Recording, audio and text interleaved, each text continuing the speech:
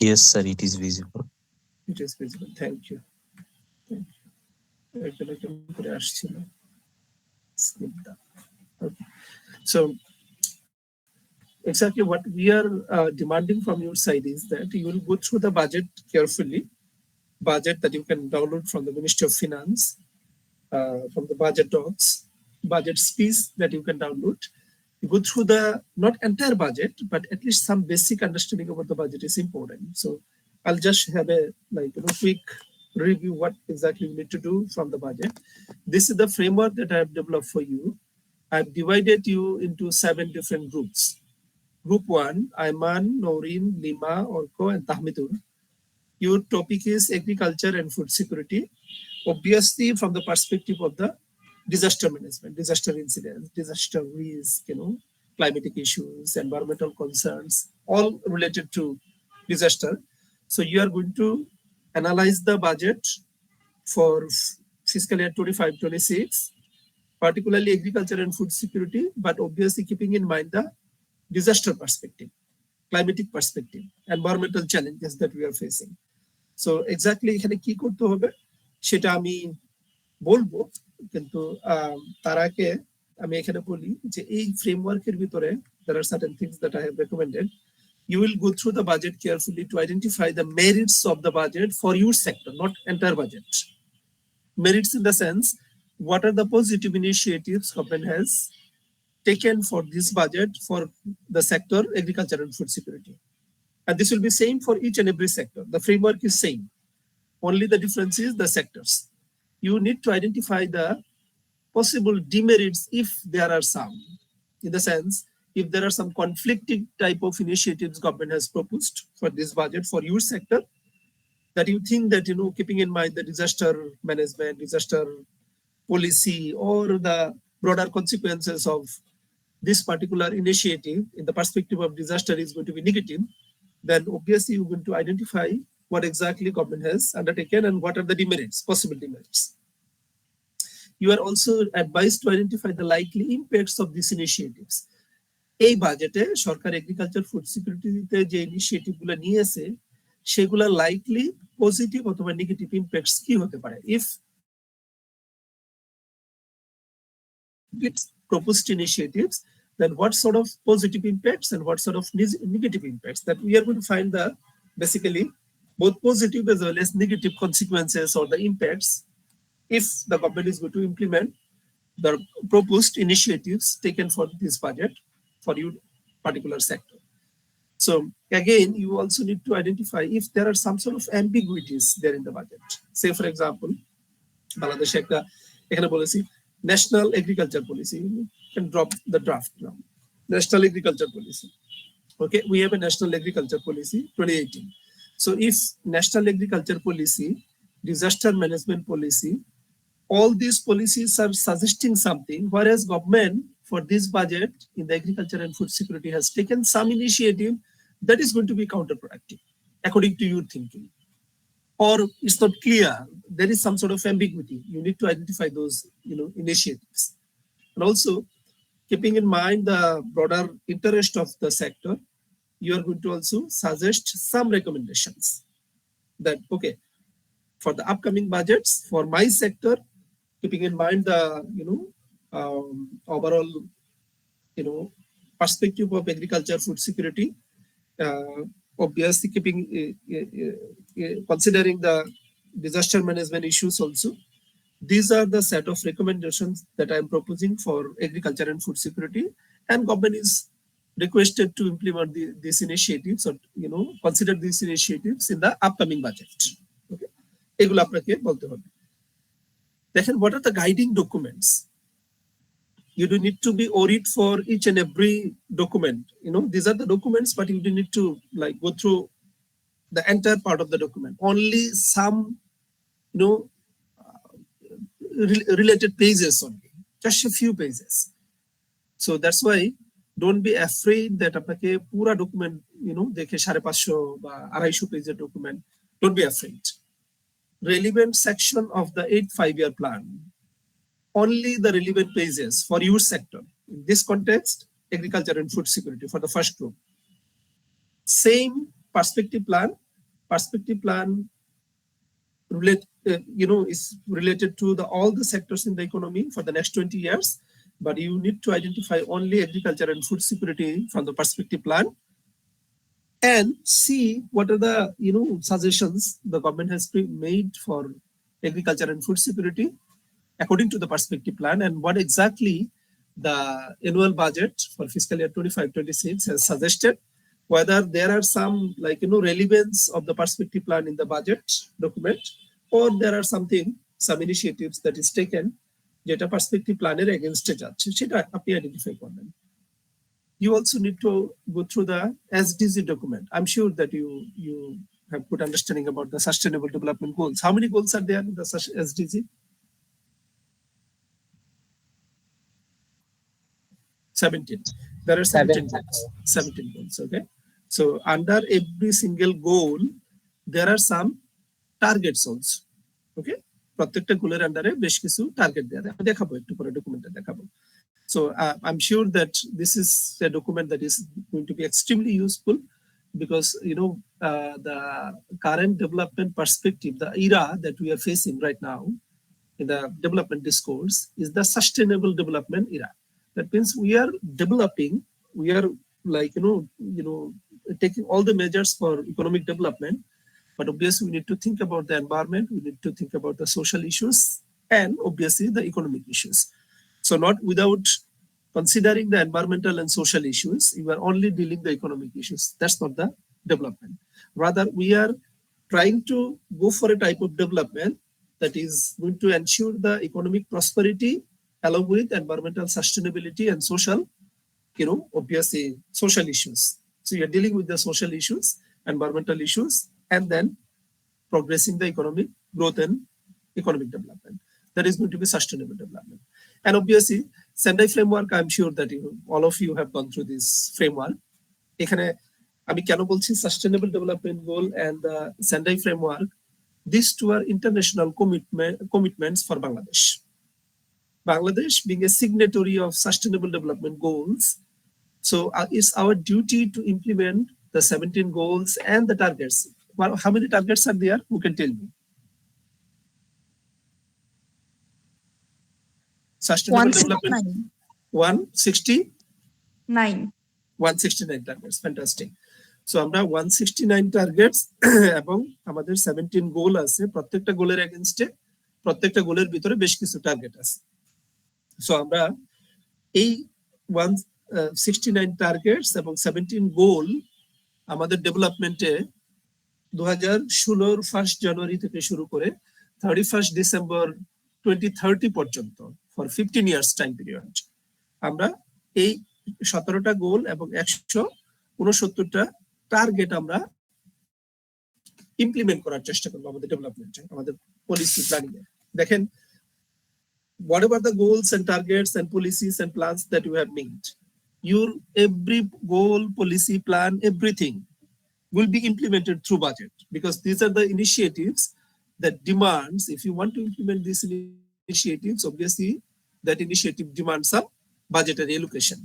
So যেহেতু budgetary allocation লাগবে, obviously আপনাকে তাহলে কি করতে হবে, এটা বাজেটের মাধ্যমেই আপনাকে ইমপ্লিমেন্ট করতে হবে. সেই জন্য আপনি সেন্ডাই ফ্রেমওয়ার্ক বলেন, আপনি সাস্টেনেবল ডেভেলপমেন্ট গোল বলেন, আপনি ওখানে যে প্রমিস গুলা করেছেন অথবা আপনি যে গোলগুলা ইমপ্লিমেন্ট করার চেষ্টা করছেন, যে মানে ইনিশিয়েটিভ গুলো আপনি নেওয়ার চেষ্টা করছেন, সেটা যেহেতু উইদাউট এনি ফিনান্সিয়াল ইমপ্লিকেশন এটা ইমপ্লিমেন্ট করা পসিবল নয়. দ্যাটস ওয়াই আপনাকে কি করতে হবে, ইনিশিয়েটিভ গুলা অবভিয়াসলি কোনো না কোনো একটা বাজেটের সাথে ট্যাগ করে আপনাকে করতে হবে. That's why it's very important that you need to understand the budgetary process, fiscal mechanism. So, and national disaster management policy and others, there are some plans and other related documents related to national disaster. Okay, আমাদের 2015 একটা disaster management policy আছে. সেখানে দেখেন, একটা policy আর বাজেটের ভিতরে there is a difference. একটা policy আর প্ল্যানের ভিতরে there is a difference. Policy হলো একটা কান্ট্রি কি করবে, এটার একটা macro view that these are the things that we are going to do. এটা আমাদের একটা পলিসি, আমরা এই জিনিসগুলা করব, আমরা এটা করব না, আমরা এটা করব, দিস ইজ পলিসি. আপনি যেটা পলিসি অনেক সময় আমরা পরে কি করি, এটাকে লিগ্যাল মানে লিগাল একটা আইডেন্টিটি দেওয়ার জন্য এটা বিল আকারে পাশ করা হতে পারে, অথবা এটাকে আমরা কি করতে পারি, একটা ল আকারে পাশ করতে পারি, ঠিক আছে? তখন এটা লিগাল ডকুমেন্ট হয়ে যায়। Policy is not a legal document. Policy is just governments, from the government side, government is going to tell এটা বাংলাদেশের জন্য আগামীতে আমরা এই সেক্টরে কি কি করবো, এইটা আমাদের পলিসি, এটা আমাদের মোটা দাগে এই আমরা করতে চাচ্ছি, this is the policy. So your policy must be implemented through different initiatives that we are going to take under the national budget. So BSc policy বাজেটের মাধ্যমে আসবে। দেখেন আমি এখানে যেগুলো বলেছি প্রথম থেকে শুরু করে 8 5-year plan, perspective plan, sustainable development goal, Sendai framework and national disaster management policy, এগুলা প্রত্যেকটা প্রেজেন্টেশনের জন্য ইচ এন্ড এভরি গ্রুপ এই ডকুমেন্টগুলা কমন। বাট আপনি কি এন্টার সবগুলা ডকুমেন্ট দেখবেন? নো। এই ডকুমেন্টের ভিতরে আমি যে সেক্টর দিয়েছি সেই সেক্টরের সাথে লিঙ্ক করা যেটুকু সেটুকু দেখবেন। সে ফর এক্সাম্পল আমি আইমানদের গ্রুপকে দিয়েছি এগ্রিকালচার ফুড সিকিউরিটি, অবভিয়াসলি আইমানরা কি করবে, এই ডকুমেন্ট গুলা যখন একটু ঘাটবে দেখবে তখন সেখানে এগ্রিকালচার আর ফুড সিকিউরিটি অংশটাই দেখবে, বাকিটা দেখবে না, কারণ বাকিটা দেখা হয়তো সম্ভব হবে না। ওরা পার্টিকুলারলি এর বাইরে যেটা দেখবে, যেটা এই গ্রুপের জন্য শুধু, সেটা হলো ন্যাশনাল এগ্রিকালচার পলিসি বলে একটা পলিসি বাংলাদেশে আছে, এটা একটু দেখবে। বিগত বাজেটে এগ্রিকালচার ফুড সিকিউরিটিতে মেজর কি ইনিশিয়েটিভ নিয়েছে সেগুলো একটু দেখার চেষ্টা করবে। কিভাবে দেখবে, কোথা থেকে দেখবে সেটা আমি বলে দিচ্ছি। আমি আপনাদেরকে একটা টেমপ্লেট শেয়ার করেছি, সেই টেমপ্লেটও আমি বলবো। এখানে দেখেন বেশ কিছু কি পয়েন্ট আমি মেনশন করে দিয়েছি।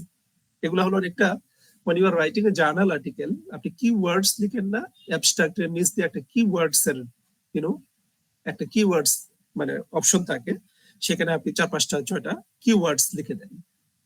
ওই কি ওয়ার্ডস গুলো দেখে বোঝা যায় আপনার আর্টিকেল আসলে এটা মেইন ফোকাসটা কি, আর্টিকেল কি নিয়ে ডিল করেছে, এটা কোন ধরনের ডাটা বা কোন ধরনের পলিসি কি নিয়ে কাজ করেছে, কি ধরনের অ্যানালাইসিস আপনি করেছেন, রিসার্চ কোশ্চেন কি, আপনি কিন্তু ওখান থেকে একটা মোটামুটি আইডিয়া নিতে পারবেন। Similarly for your sector there are number of things, আমি সবকিছু একটু উঠিয়ে নিই, আমি কয়েকটা কি পয়েন্ট এখানে মেনশন করে রেখেছি যেগুলা আপনি বাজেট থেকে দেখতে পারেন। বাজেটে allocation for agriculture food security, subsidy that is given by the government for agriculture food security related subsidy, steps taken to ensure food security, etc. etc. কেউ কিছু লিখছেন? Aman, you are saying something? G sir, আমার একটু question ছিল sir. Sir আমরা কি এখানে শুধু বাজেটারি ডেভেলপমেন্ট যেগুলো আছে ওটা বের করব স্যার? Aman, পলিসি রেকমেন্ড করব ওগুলো এগেইনস্টে? ওকে আমান, আমি আমার মনে হয় যে আরেকটু আমি প্রোগ্রেস করি, তারপরে আমি বলবো এক্স্যাক্টলি কি কি করতে হবে। হ্যাঁ, আমি যেহেতু টেমপ্লেট পর্যন্ত ডেভেলপ করে বলবো। Okay, so this are some of the key issues যেটা আপনারা বাজেট থেকে খুঁজে বের করার চেষ্টা করবেন, এবং বাজেটে এর বাইরে অনেক ইস্যু আছে যেটা আপনারা এমনি আইডেন্টিফাই করবেন। আমি র্যান্ডমলি কয়েকটা পয়েন্ট আমার মনে হয়েছে এই পয়েন্টগুলো ইম্পর্টেন্ট হতে পারে, সেই জন্য আমি দিয়েছি র্যান্ডমলি। সো যেরকম এগ্রিকালচারে ফুড সিকিউরিটিতে সরকার এই বছর এলোকেশন কত দিয়েছে টাকা, ফুড সিকিউরিটি এনশিওর করার জন্য, এগ্রিকালচার প্রোডাক্টিভিটি এনশিওর করার জন্য, ক্রপ ডাইভার্সিটির জন্য সরকার কোনো ইনিশিয়েটিভ নিয়েছে কিনা, এগ্রিকালচার মেকানাইজেশন মানে এগ্রিকালচারে টেকনোলজির ইউজ, মেশিনারির use, harvester machine, threshing machine, tractor, there are different other types of machines that are used, সেগুলা সরকার এনকারেজ করছে। এবং সেখানে এগ্রিকালচার সেক্টরের loan facilities is very important. আগের সরকার একটা মানে স্লোগান ছিল সবকিছুতে স্মার্ট শব্দটা লাগিয়ে দিত, স্মার্ট এগ্রিকালচার, স্মার্ট এডুকেশন, সবকিছু স্মার্ট। ওকে, সো সেইটা এই ধরনের কোনো কিছু লেগাসি চলছে কিনা। Agro based industry, fisheries, livestock, দেখেন somebody can tell me fisheries লাইভস্টককে আপনি এগ্রিকালচারে কেন আনছেন? This is broad agriculture. Okay, agriculture marketing, দেখেন আমাদের ফার্মাররা প্রপার প্রাইস পায় না, দ্যাটস এ বিগ ইস্যু। এবং আপনারা জানেন যে প্রোডাক্ট আমরা রিটেল মার্কেটে ঢাকায় যে প্রোডাক্ট আমরা যে দামে কিনে খাই, ফার্মাররা তার চেয়ে অনেক অনেক কমে মার্কেটে তাদেরকে বিক্রি করতে হয় গ্রামের মার্কেটে বা ফার্ম গেটে। So obviously agriculture marketing is very important. যে ওয়াটারমেলনটা আপনি ঠাকুরগাঁ বা দিনাজপুরে বা রংপুরে আপনি 50 টাকায় কিনতে পারবেন, ফার্মারকে সেল করতে হয় 50 টাকায়, ঢাকায় সেটা কিন্তু হলে আপনাকে আমাকে হয়তো 300 টাকা গুনতে হয়। তো সেটা obviously this is something that is strange, that farm gate price or farmer level price and retail level price, there is a huge difference between these two. এটা মাথায় রাখতে হবে। এবং আপনি storage facilities, agriculture research, water resource management, land management, দেখেন এই প্রত্যেকটা জিনিস করতে গেলে এখানে কিন্তু এগ্রিকালচারের সাথে এই বিষয়গুলো আনলেই এখানে ডিজাস্টার ইস্যুটা আসবে, এখানে ক্লাইমেটিক ইস্যুটা আসবে, এখানে এনভায়রনমেন্টাল ডিগ্রেডেশন ইস্যুটা আনা যাবে, ইজিলি আনা যাবে এগুলোর সাথে।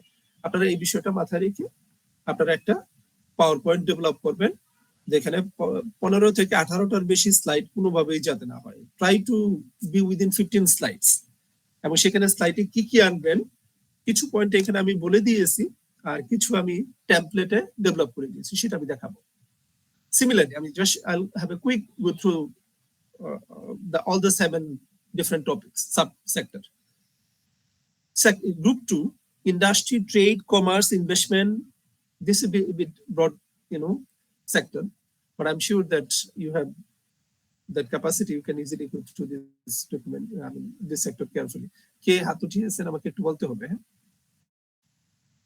এমন কেউ আছেন কিছু বলতে চাচ্ছেন? নো, ওকে। সো যদি সেটা না হয় তাহলে দেখেন এখানে আমরা নেক্সট গ্রুপটা, মুইদ, আর you here? Muid, Mutasim, Fayza, Fayza আসছেন? ফায়জাকে আমি দেখেছিলাম সম্ভবত, ইফরিতি ফায়জা এমন একটা নাম না? আচ্ছা, ওকে। আর তাহমিদ আসছেন, মানে there are many তাহমিদস, 4 জন তাহমিদ আছেন মোস্ট প্রবাবলি। তাহমিদ আসছেন, এই Tahmid, MEED, Tahmid. Jimmy, Jimmy আসছেন, মানে জাস্ট একজন মুতাসিম আসছেন। আচ্ছা, ফায়জা আছে, কিন্তু ফায়জা সম্ভবত মোস্ট প্রবাবলি ইন্টারনেট ইস্যুর জন্য বুঝতে পারছে, শুনতে পাচ্ছে না বা কথা বলতে পারছে না। ওকে, মুতাসিম এবং ফায়জা, দেখেন similarly, just like the previous guideline, your guideline is exactly same. There are all these points are exactly same. আপনি বা আপনারা বাজেট ডকুমেন্ট আমি দেখিয়ে দিব, সেখানে দেখবেন ট্রেড, ইন্ডাস্ট্রি, কমার্স বা ইনভেস্টমেন্ট বলে একটা অপশন থাকবে। সেই অপশনে, সেই সেক্টরে, সেক্টরাল বাজেট যেহেতু, সেটা আপনারা গো থ্রু করে ওখান থেকে আইডেন্টিফাই করবেন কি কি ইনিশিয়েটিভ সরকার নিয়েছে এই বাজেটে। সেই ইনিশিয়েটিভ গুলোর ভিতরে what are the positive initiative অথবা merits and what are the negative initiatives. Negative মানে সরকার ইচ্ছে করে নেয় না, but obviously as a student of disaster management আপনি এখানে বের করার চেষ্টা করবেন কোন ধরনের অসঙ্গতি আছে কিনা, অথবা কোন ধরনের এমন ইনিশিয়েটিভ নেওয়া হয়েছে যেটা আসলে ঠিক না। শর্ট রানে হয়তো একটু বেনিফিট আনবে, লং রানে গিয়ে এটা একটা নেগেটিভ কনসিকুয়েন্স থাকবে। So you are going to find those initiatives, and obviously ambiguity থাকলে সেটাও বের করার চেষ্টা করবেন, and set of recommendations that you are going to do. You need to also go through the same 5-year plan, perspective plan, sustainable development goal, Sendai framework, and disaster management policy. এই document গুলো আপনাদের জন্য exactly same. সব ডকুমেন্টের entire page পড়বেন? No, only trade, industry, commerce. এই ডকুমেন্টে শুধুমাত্র ট্রেড, ইন্ডাস্ট্রি, কমার্সের কি পয়েন্ট গুলা কি এটা একটু মাথায় রাখবেন। তাহলে হয় কি, দেখেন আমি বাজেট দেখার সময় আমি বুঝতে হবে যে বাজেটটা আউট অফ নাথিং তো বাজেটটা প্রিপেয়ার করা হয়নি। There must be some guiding documents.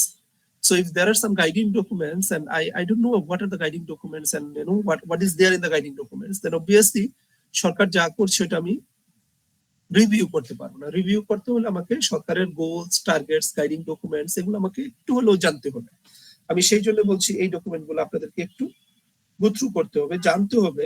Say for example সরকার ইন্ডাস্ট্রির জন্য, সাস্টেনেবল ইন্ডাস্ট্রিয়ালাইজেশনের জন্য সরকার কি কি ধরনের ইনিশিয়েটিভ নিয়ে চিন্তা করছে। সে ফর এক্সাম্পল আমি যদি বলি যে এখন তো এনভায়রনমেন্টাল ইস্যু অনেক ইম্পর্টেন্ট ইস্যু সারা দুনিয়াতে। আমরা জানি ইন্ডাস্ট্রিতে এখন অনেক কিছু গ্রিন সার্টিফাইড প্রোডাক্ট প্রডিউস করা হয়, লিড সার্টিফাইড, অথবা কোনো কিছু আছে, কোনো প্রোডাক্ট আছে যেটা ISO সার্টিফাইড, গ্রিন সার্টিফিকেশন দেওয়া হয়। যখনই মার্কেটে কোনো একটা প্রোডাক্টের গ্রিন সার্টিফিকেশন থাকে, সেটা কিন্তু ডিমান্ড অথবা মার্কেট প্রাইসিং এর ক্ষেত্রে সেটার একটা মানে ইমপ্লিকেশন থাকে। যদি আপনি এক্সপোর্ট আইটেম হয়, এক্সপোর্টেবল আইটেমের গ্রিন সার্টিফিকেশন অনেক ক্ষেত্রে নেসেসারি, ম্যান্ডেটরি হয়। সো অবভিয়াসলি তাহলে আমাকে জানতে হবে আমার সরকারের industrialisation, trade, commerce, investment related policy কি, সেখানে কি এই বিষয়গুলো আছে কিনা। সেখানে যে আমরা অনেক কিছু আছে যেটা environmental issue, air pollution, water pollution, noise pollution, chemical pollution, আমরা ইটিপি সেট করা হয় কিনা, ওয়ার্ক এনভায়রনমেন্টে ইন্ডাস্ট্রির ভিতরে যারা কাজ করে সেখানে ওয়ার্ক এনভায়রনমেন্টটা ঠিক আছে কিনা, সেখানে সেফটি ইস্যুটা দেখা হয় কিনা, বা সেখানে একটা হিউম্যান ডিজাস্টার যে কোনো সময় হতে পারে। আমরা ইন্ডাস্ট্রিয়াল ঢাকায় বা চিটাগংয়ে বা বড় বড় ইন্ডাস্ট্রিয়াল জোনগুলো আমরা দেখেছি ফ্রিকুয়েন্টলি বড় ধরনের ফায়ার অ্যাক্সিডেন্ট হয়। আর্থকোয়েক হলে সেখান থেকে ইভাকুয়েশন বা এই ধরনের বিষয়গুলা অবশ্যই আমাদের মাথায় রাখতে হবে যখন আমরা ইন্ডাস্ট্রির বিষয়গুলো নিয়ে কথা বলবো। আমাদের জানতে হবে ইন্ডাস্ট্রিতে সারা দুনিয়ায় এরকম হাজার হাজার এক্সাম্পল আছে, ইনক্লুডিং বাংলাদেশ। বাংলাদেশের রানা প্লাজা হলো, বাংলাদেশের বনানীতে এত বড় অ্যাক্সিডেন্ট হলো, বাংলাদেশে একটার পর একটা অনেক অ্যাক্সিডেন্ট হয়েছে, ফায়ার অ্যাক্সিডেন্ট হয়েছে। তো সেইগুলা আমাদের বুঝতে হবে যে সরকারের ইন্ডাস্ট্রিয়ালাইজেশন পলিসি কি, এবং সেইখানে এই বিষয়গুলো মাথায় রেখে আমরা ইন্ডাস্ট্রিয়ালাইজেশন করছি কিনা। ওকে, so you will go through these documents, only identify the industrial part, trade, commerce, industry, and see সেখানে সরকার কি বলেছে। পুরো ডকুমেন্টটা দেখার দরকার নেই, এর বাইরে যে ডকুমেন্টে একটু কেয়ারফুলি মেজর পয়েন্ট গুলা দেখতে হবে সেটা হলো বাংলাদেশ সরকারের 2022-এ একটা ন্যাশনাল ইন্ডাস্ট্রিয়াল পলিসি সরকার করেছে, যেটাকে এনআইপি বলা হয়, ন্যাশনাল ইন্ডাস্ট্রিয়াল পলিসি। আপনারা সেই ন্যাশনাল ইন্ডাস্ট্রিয়াল পলিসিটা আপনি গুগল করলে ইজিলি পেয়ে যাবেন। সে ফর এক্সাম্পল আমি গুগল করলাম national industrial policy BD Bangladesh, আপনি এখান থেকে বাংলাদেশের ইন্ডাস্ট্রিয়াল পলিসি ইজিলি খুঁজে পেয়ে যাবেন। ন্যাশনাল ইন্ডাস্ট্রিয়াল পলিসি বাংলাদেশ গভর্নমেন্টের, দেখেন জাতীয় শিল্পনীতি, Bangladesh national industrial policy 2022 PDF version আছে, আপনি এখান থেকে বের করতে পারেন, বাংলা দেখতে চাইলে এখানে থেকে দেখে নিতে পারেন। So we are having the national industrial policy, we are going through the national industrial policy, identify সরকারের পলিসিতে কি বলেছে, সরকারের মেইন জায়গাটা কি, সরকার কি সাস্টেনেবিলিটিকে মাথায় রাখছে, সরকার কি প্রোডাক্টিভিটিকে মাথায় রাখছে, সরকার কি ওয়ার্কপ্লেস সেফটিকে মাথায় রাখছে, সরকার কি জেন্ডার ইস্যুগুলোকে মানে কেয়ারফুলি দেখছে কিনা, সরকার কি ওয়েলফেয়ার মানে ওয়ার্কারদের ওয়েলফেয়ার বিষয়টা including say for example child labour issue, feeding মাদাররা, মানে গার্মেন্টস বাংলাদেশে হাজার হাজার মা আছে যারা কাজ করে, যাদের ফিট করার মতো বাচ্চা আছে, তার বাচ্চাগুলো বাসায় রেখে আসে। মায়ের হেলথ, বাচ্চার health, psychological pressure, at the same time কিন্তু আমরা একটা অসুস্থ সোসাইটির মতো একটা এনভায়রনমেন্ট ক্রিয়েট করছি। সেই জন্য আমার যদি আমি ইন্ডাস্ট্রিয়াল পলিসি ডেভেলপ করি, অবভিয়াসলি আমার এমন হওয়া উচিত এই বাচ্চাদের জন্য, মায়েদের জন্য এনাফ ছুটির ব্যবস্থা করা, বাচ্চাদেরকে চিলড্রেনদের জন্য আলাদা কোনো ধরনের ফেসিলিটিস দেওয়া যায় কিনা। পুরো দুনিয়াতে অনেক জায়গায় এরকম আছে, চাইল্ড কেয়ার টাইপের সিস্টেম ডেভেলপ করা হয়, যেখানে ব্রেকের সময় বাচ্চার কাছে মা যেতে পারছে ইজিলি, বাচ্চা সে দেখাশোনা করতে পারে, বাচ্চার সোশ্যালাইজেশন হয়ে যাবে। তো আমি বলছি যে you need to go through the national industrial policy bit carefully. এই বাজেট গুলা থেকে কি দেখবেন সেটা আমি পরে বলছি। এখান থেকে শুধু ইন্ডাস্ট্রির পার্সপেক্টিভ থেকে সরকার কি বলেছে। Say for example, what are the issues? I have identified a few issues for industry, not all inclusive. এখানে সব ইস্যুগুলো আসেনি, এখানে আমি জাস্ট ফর এক্সাম্পল কয়েকটা বিষয় এখানে আইডেন্টিফাই করে রাখছি, just for example. Don't take it these are the all the initiatives I have mentioned here, no, only a few. আপনি অবভিয়াসলি আপনার মিনিস্ট্রি অথবা এই রিলেটেড এরিয়াতে যে সরকারের ডিফারেন্ট অধিদপ্তর বা যে মিনিস্ট্রিগুলো আছে, যেরকম ministry of commerce, ministry of trade, ministry of say for example textile and কি বলে জুট এন্ড টেক্সটাইল, এগুলো সবই এই সেক্টরের অধীনে। সেইখানের বাজেট, সেইখানের বিষয়গুলো একটু দেখবেন, এই প্রত্যেকটা সেক্টরের এলোকেশন কেমন আসছে। সরকার যেরকম টিসিবির মাধ্যমে চাল ডাল বিক্রি করছে, টিসিবি হলো কমার্স মিনিস্ট্রির একটা wing, trading corporation of Bangladesh, কারণ বাজারে যাদের অফিস, এবং টিসিবির মাধ্যমে সরকার বাংলাদেশে প্রায় 1 কোটি গরিব মানুষের ভিতরে সরকার কিছু নিত্য প্রয়োজনীয় জিনিস, চাল ডাল তেল পেঁয়াজ, এরকম সরকার স্বল্প দামে বিক্রি করছে। কেননা বাংলাদেশে যেহেতু ইনফ্লেশন রেট অনেক বেশি, এই গরিব মানুষগুলা এক্সিস্টিং মার্কেট রেটে তাদের স্বল্প ইনকাম দিয়ে তারা কোনোভাবে এটা কিনে চলার মতো অবস্থা তাদের থাকবে না। সেই জন্য তারা সরকার কি করছে, টিসিবির কার্ডের মাধ্যমে প্রায় 1 crore পপুলেশনকে স্বল্প বা সস্তায় বিভিন্ন ধরনের নিত্য প্রয়োজনীয় জিনিস সাপ্লাই দিচ্ছে। সেখানে অনেক করাপশন হচ্ছে, অনেক সমস্যা আছে obviously, but the initiative is a good initiative. আমাদের jute sector, tourism sector, SME sector, RMG sector, pharma sector, এগুলো সবই ইন্ডাস্ট্রির অংশ। টেকনোলজিক্যাল আপগ্রেডেশনের সাথে এই সেক্টরগুলোর রিলেশন বের করবে। Work place safety, environmental issues, I have already talked about it. Skill development for industrial workers, এটা বাংলাদেশে কিন্তু সিরিয়াস গ্যাপ আছে, আমাদের কিন্তু স্কিল রিলেটেড অনেক গ্যাপ আছে। আমরা অনেক ক্ষেত্রে আমরা দেখেছি ইভেন গার্মেন্টস এর জন্য আমরা ইন্ডিয়া থেকে, নেপাল, আমরা পাকিস্তান থেকে, শ্রীলঙ্কা থেকে, চায়না থেকে, কোরিয়া থেকে, তাইওয়ান থেকে আমরা ওয়ার্কার নিয়ে আসছি, skill man power. Diploma holder, কিন্তু বাংলাদেশি ডিপ্লোমা হোল্ডার এই ধরনের ডিপ্লোমা দেয়াই হয় না, যেটা আমার গার্মেন্টস সেক্টর ডিমান্ড করে। কিন্তু তাদের স্যালারি কিন্তু অনেক বেশি, কেউ 5 লাখ, 7 লাখ, 10 লাখ পর্যন্ত স্যালারি দেওয়া হয়। Industrial environmental concerns and budget, warehouse, storage facilities, industrial loan facilities, LDC graduation is a big issue. আমরা জানি 2026-এ বাংলাদেশ লিস্ট ডেভেলপ কান্ট্রি থেকে গ্রাজুয়েটেড হতে যাচ্ছে। সেই ক্ষেত্রে বাংলাদেশের বেশ কিছু চ্যালেঞ্জ আছে। Say for example, if you want to enter into the like develop country market for your product, say RMG product, leather product, whatever, যেগুলো আমরা এক্সপোর্ট করে থাকি, এলডিসি কান্ট্রিগুলোর জন্য এখানে এক ধরনের টেরিফ রেটে একটা কনসেশন থাকে, ঠিক আছে, ওই মার্কেটে ঢুকতে গেলে। যেরকম ইউকে অলরেডি বলেছে যে বাংলাদেশ যদি ইভেন 2026-এ গ্রাজুয়েটও হয়, তারপরে 2029 পর্যন্ত আমরা এক্সিস্টিং যে টেরিফ ফ্যাসিলিটি যেটা বাংলাদেশকে দেওয়া হয়, বাংলাদেশের প্রোডাক্ট যখন ইউকেতে এক্সপোর্ট করা হয়, সেটা 2029 পর্যন্ত ওনারা কন্টিনিউ করবে। এখন সব পার্টি নাও করতে পারে, তার মানে আগে আমি ট্যাক্স দিতাম না, এলডিসি হিসাবে ছিলাম, এখন এলডিসি বাইরে যখন আমি ডেভেলপিং কান্ট্রি হয়ে যাব, তখন আমাকে এই কনসেশন গুলো আর দেবে না। আবার আমরা যখন ওয়ার্ল্ড ব্যাংক বা আইএমএফ থেকে লোন করি বা এশিয়ান ডেভেলপমেন্ট ব্যাংক থেকে, এলডিসি কান্ট্রিগুলোর জন্য লোনের রেটটা একটু ফ্লেক্সিবল থাকে। মানে আমি যখন এলডিসি আর থাকবো না, তখন আমাকে আবার লোন নিতে হলে আমাকে অনেক বেশি, মানে এক্সপেন্সিভ লোন নিতে হবে আমাকে।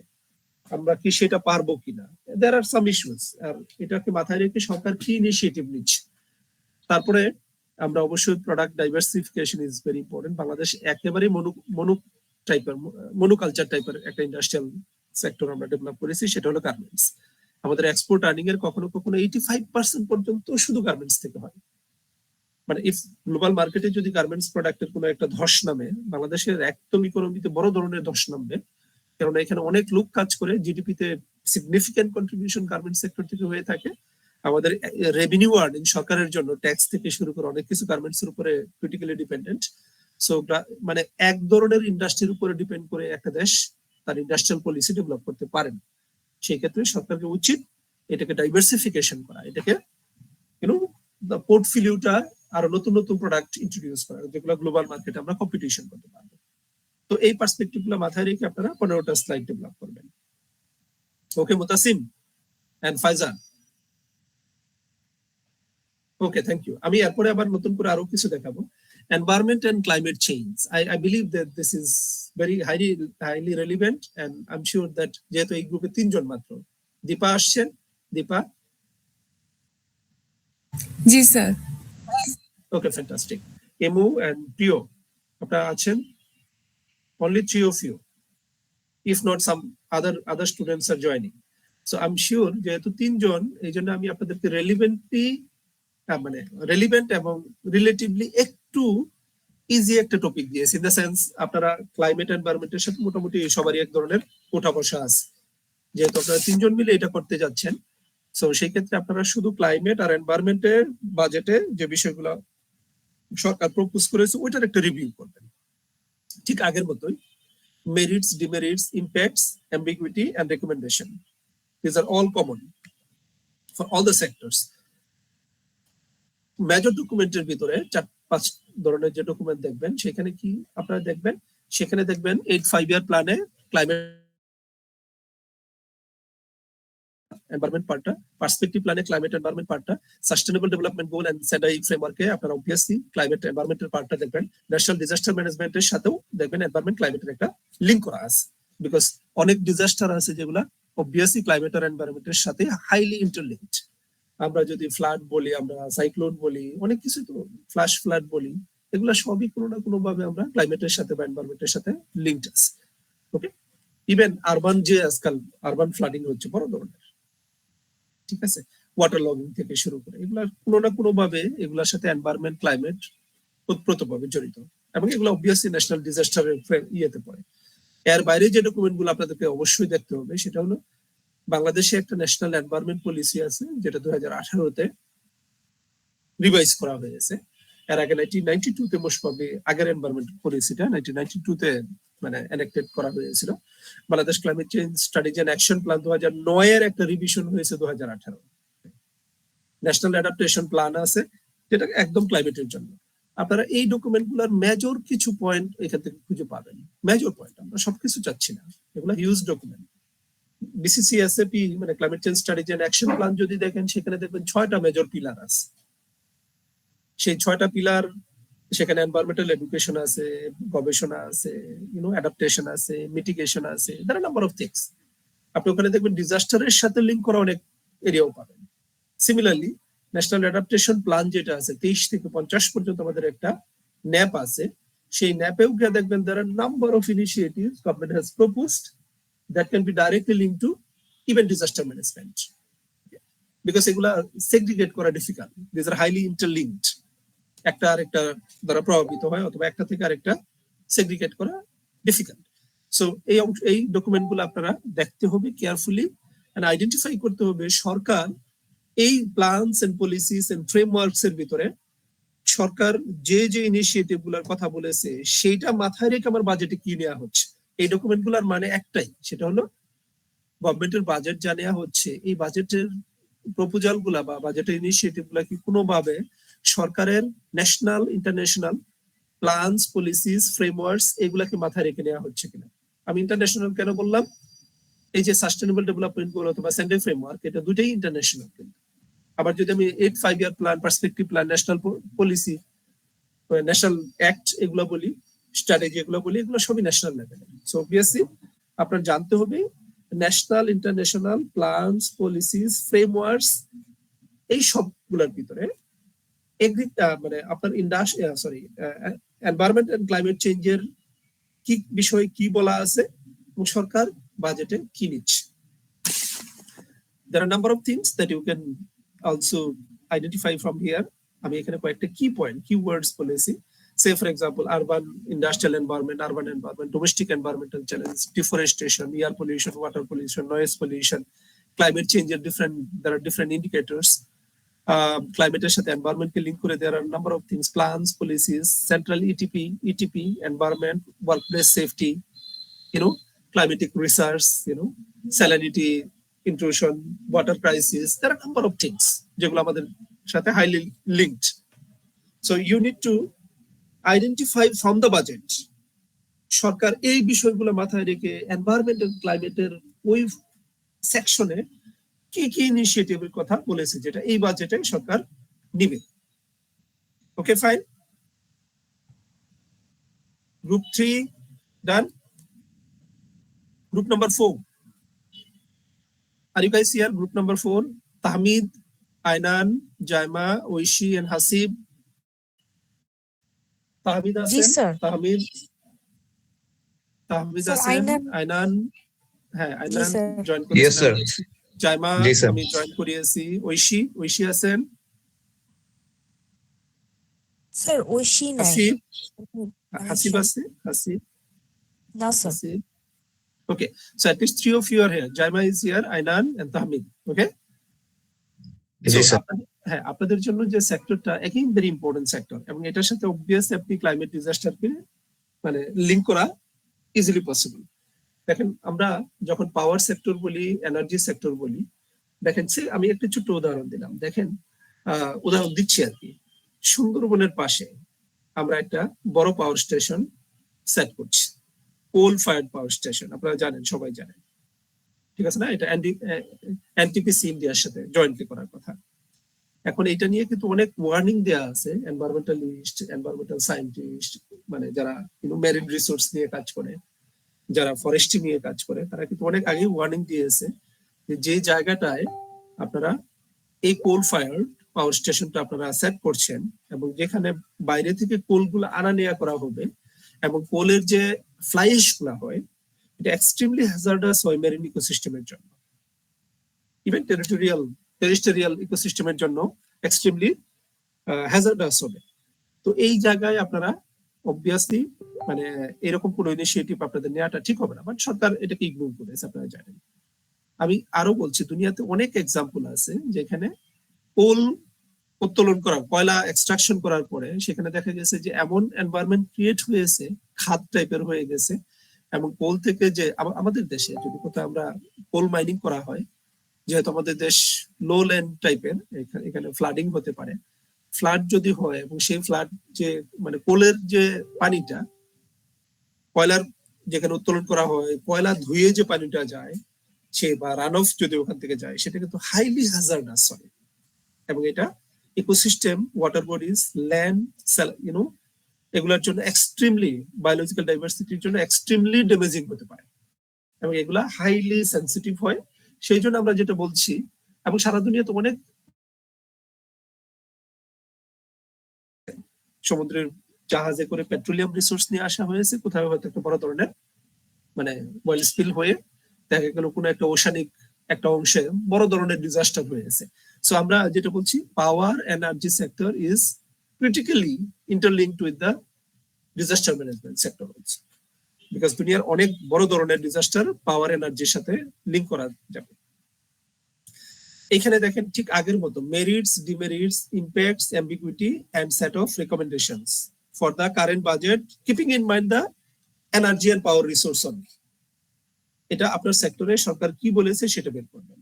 8 5-year plan, perspective plan, sustainable development goal, Sendai framework, national disaster management policy, ঠিক আগের প্রত্যেকটা গ্রুপের মতোই আপনারা দেখবেন এটার সাথে এনার্জি এবং পাওয়ার, পাওয়ার মানে ইলেকট্রিসিটি, এনার্জি তো বুঝতে পারছেন, এনার্জি যে কোনো ধরনের এনার্জি রিসোর্স, অয়েল হতে পারে, পেট্রোলিয়াম রিসোর্স, এখানে কয়লা হতে পারে, আমরা এলপিজি গ্যাস যেটা আমরা বাইরে থেকে আনি, এলএনজি হতে পারে, there are all sort of primary energy হতে পারে, সেকেন্ডারি হতে পারে। মানে আমরা ইলেকট্রিসিটি বলতে আমরা পাওয়ার মিন করছি, এনার্জি সেক্টর হলো এর বাইরে যা আছে যেগুলো থেকে আমরা জ্বালানির উৎস হিসেবে যেটাকে ইউজ করে থাকি। সো এই সেক্টর নিয়ে এই ডকুমেন্টস গুলা, national plans, policies, frameworks, international framework, international commitment, international goals কি বলেছে আমাদেরকে। এর বাইরে আমরা দেখবো বাংলাদেশ সরকারের এনার্জি এবং পাওয়ার সেক্টরে বেশ কয়েকটা মাস্টার প্ল্যান আছে, power sector master plan, energy master plan, একটু দেখবেন মাস্টার প্ল্যান গুলো সরকার কি কি বলেছে। এগুলা খুব ন্যাশনাল পলিসি বলে কোনো পলিসি নাই, এগুলো মাস্টার প্ল্যান এরকম পাবেন, বা ছোটখাটো পলিসি পাবেন। ন্যাশনাল এনার্জি পলিসি, ন্যাশনাল পাওয়ার পলিসি এমন কিছু নেই যতদূর আমি জানি। কি পয়েন্টস গুলার ভিতরে there are number of key points that you need to deal with. Say for example, কয়েকটা আমি বলি, rental, quick rental power plant, মানে ইলেকট্রিসিটি রেন্টাল, কুইক রেন্টাল হলো, একটু ব্যাকগ্রাউন্ড বলতে হবে। 2009 এর ইলেকশনের পরে যখন নতুন সরকার ক্ষমতায় আসলো, 2010-এর শুরুর দিক থেকে বাংলাদেশে তখন ইলেকট্রিসিটি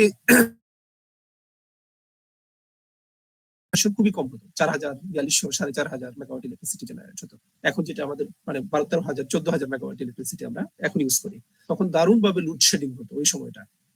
তখনকার সরকার চিন্তা করলো যে যদি আমাদেরকে মানে ইকোনমিক ডেভেলপমেন্ট বা ইকোনমিক গ্রোথের দিকে আমরা টার্গেট করি, obviously power sector is a কি সেক্টর, পাওয়ার সেক্টরে আমাদেরকে তাহলে নজর দিতে হবে। এবং এটাকে মাথায় রেখে সরকার তখন কি করলো, দ্রুত পাওয়ার সেক্টর মানে আচ্ছা আমাদের 15 মিনিট সময় আছে, এরপরে শুনেন, যদি 15 মিনিটের পরে কলটা কেটে যায় আমি ইমিডিয়েটলি আরেকটা লিংক আমি শেয়ার করব, ঠিক আছে? আপনারা কুইকলি জয়েন করবেন, মানে এখানে ওয়ার্নিং দিচ্ছি 15 মিনিট আছে। সো সরকার, তৎকালীন সরকার কি করলো, দ্রুত পাওয়ার প্রোডাকশন করার জন্য রেন্টাল এবং কুইক রেন্টাল নামে কিছু পাওয়ার মানে কোম্পানির সাথে এগ্রিমেন্ট করার চিন্তা ভাবনা করলো। রেন্টাল, কুইক রেন্টালটা কি ছিল? Quick rental particularly was initially for 3 years and was like, government was like, thinking to extend up to 5 years only. এরা খুব দ্রুত ছোট ছোট প্ল্যান্ট হবে, 50 megawatt, 100 megawatt or something like that, যে কোম্পানিগুলা ইলেকট্রিসিটি জেনারেট করতে পারবে এমন কোম্পানির সাথে একটা কুইক মানে একটা এগ্রিমেন্ট হবে, এবং ওরা কেউ 6 মাস, 8 মাস, 1 বছরের ভিতরে ইলেকট্রিসিটি প্রোডাকশনে চলে যাবে। এবং যেহেতু এটা খুব দ্রুত তাদেরকে কাজ করতে হবে, অতএব তাদের কাছ থেকে সরকার প্রমিস করলো, এবং যেহেতু এটা 3 বছর বা 5 বছরের পরে এই কমিটমেন্ট গুলো আর থাকবে না, অতএব তাদের ইনভেস্টমেন্টের রিটার্নটা দ্রুত ওঠানোর জন্য সরকার প্রমিস করলো আমি তোমার কাছ থেকে হাই রেটে ইলেকট্রিসিটি কিনে নেব, যেরকম সামিট গ্রুপের সাথে অনেক হয়েছে, অনেক ইভেন আর্মি রান বেশ কিছু পাওয়ার কোম্পানি ছিল বাংলাদেশে, অনেকেই যারা ইভেন সে ফর এক্সাম্পল কোনোদিন পাওয়ারের আশপাশে ছিল না, তারা হয়তো পাওয়ার সেক্টরে জীবনে কোনোদিন ইনভেস্টমেন্ট করেনি, সারা জীবন বাইরে থেকে সে ফর এক্সাম্পল মেশিন কিনে এনে দেশে বিক্রি করেছে, গার্মেন্টস এর প্রোডাক্ট সেল করেছে, তারাও পাওয়ার কোম্পানি খুলে বসে রইল। এবং এখানে ডজন ডজন পাওয়ার কোম্পানির সাথে বুইফুড টাইপের পাওয়ার কোম্পানির সাথেও সরকারের এগ্রিমেন্ট হলো। Initiative was a good one, but it was largely politically misused, and millions of dollars, শত শত কোটি, হাজার হাজার কোটি টাকা এখান থেকে এক ধরনের লুটপাটের মতো ঘটনা হয়েছে। সেটা it was obviously necessary. Rental quick rental power station is obviously necessary, এবং সেটা আমরা আমাদের ইন্ডাস্ট্রিয়াল ডেভেলপমেন্ট বলেন, আমাদের জিডিপি তে বলেন, আমাদের ওভারঅল লাইফস্টাইল, আমাদের ইকোনমিক প্রগ্রেসের জন্য বড় কন্ট্রিবিউশন অবভিয়াসলি রেখেছে। বাট সেটা আরো হয়তো সাশ্রয়ী ভাবে, সেখানে আরো প্রপার চ্যানেলে, যেগুলো র্যাম্পেন্ট ওয়েতে মিসইউজ হয়েছে রিসোর্সে, সেটা হয়তো নাও হতে পারত। সে ফর এক্সাম্পল রেন্টাল কুইক রেন্টালকে সরকার 3 বছর বা 5 বছরে বন্ধ তো করেই নি, এটাকে প্রায় 1.5 ডিকেড পর্যন্ত লালন পালন করে নিয়ে আসছে। অতএব তাদের সাথে যে এগ্রিমেন্ট ছিল যে আমি 3 বছর বা 5 বছর তোমার কাছ থেকে ইলেকট্রিসিটি নেব, সেই জন্যই তো আমি এগ্রিমেন্ট করেছি প্রতি ইউনিট আমি 22 টাকা, 18 টাকা, 23 টাকা করে আমি কিনবো তোমার কাছ থেকে। আমি যদি 15 বছরের জন্য সাপ্লাই হতো, তাহলে তো আমি তোমার কাছ থেকে হয়তো 8 টাকা বা 60 টাকায় আমি কিনতাম। তাহলে সরকার যেহেতু এটাকে বারবার এক্সটেন্ড করিয়েছে বিভিন্ন অজুহাত দেখিয়ে, জিনিসটা ঠিক হয়নি। আবার অনেক পাওয়ার স্টেশন ছিল, আমি জাস্ট একটু স্টোরিটা বলে রাখি, আপনারা জানতে হবে, যাদের সাথে সরকারের এগ্রিমেন্ট এরকম ছিল যে তুমি তোমার কাছ থেকে যদি আমি ইলেকট্রিসিটি কিনতে না পারি, আমার দরকার না হয়, কিন্তু তুমি তো একটা প্ল্যান বসিয়ে রাখছো, তোমার তো ক্যাপিটাল গুডের ইনভেস্টমেন্ট হয়েছে, এগুলা ডেপ্রিসিয়েশন হয়ে যাবে, আমি তোমার কাছ থেকে না কিনলেও প্রতি মাসে বসিয়ে বসিয়ে তোমাকে একটা রেন্ট আমি প্রতি মাসে পে করবো, যেটা বলছি আমরা ক্যাপাসিটি রেন্ট।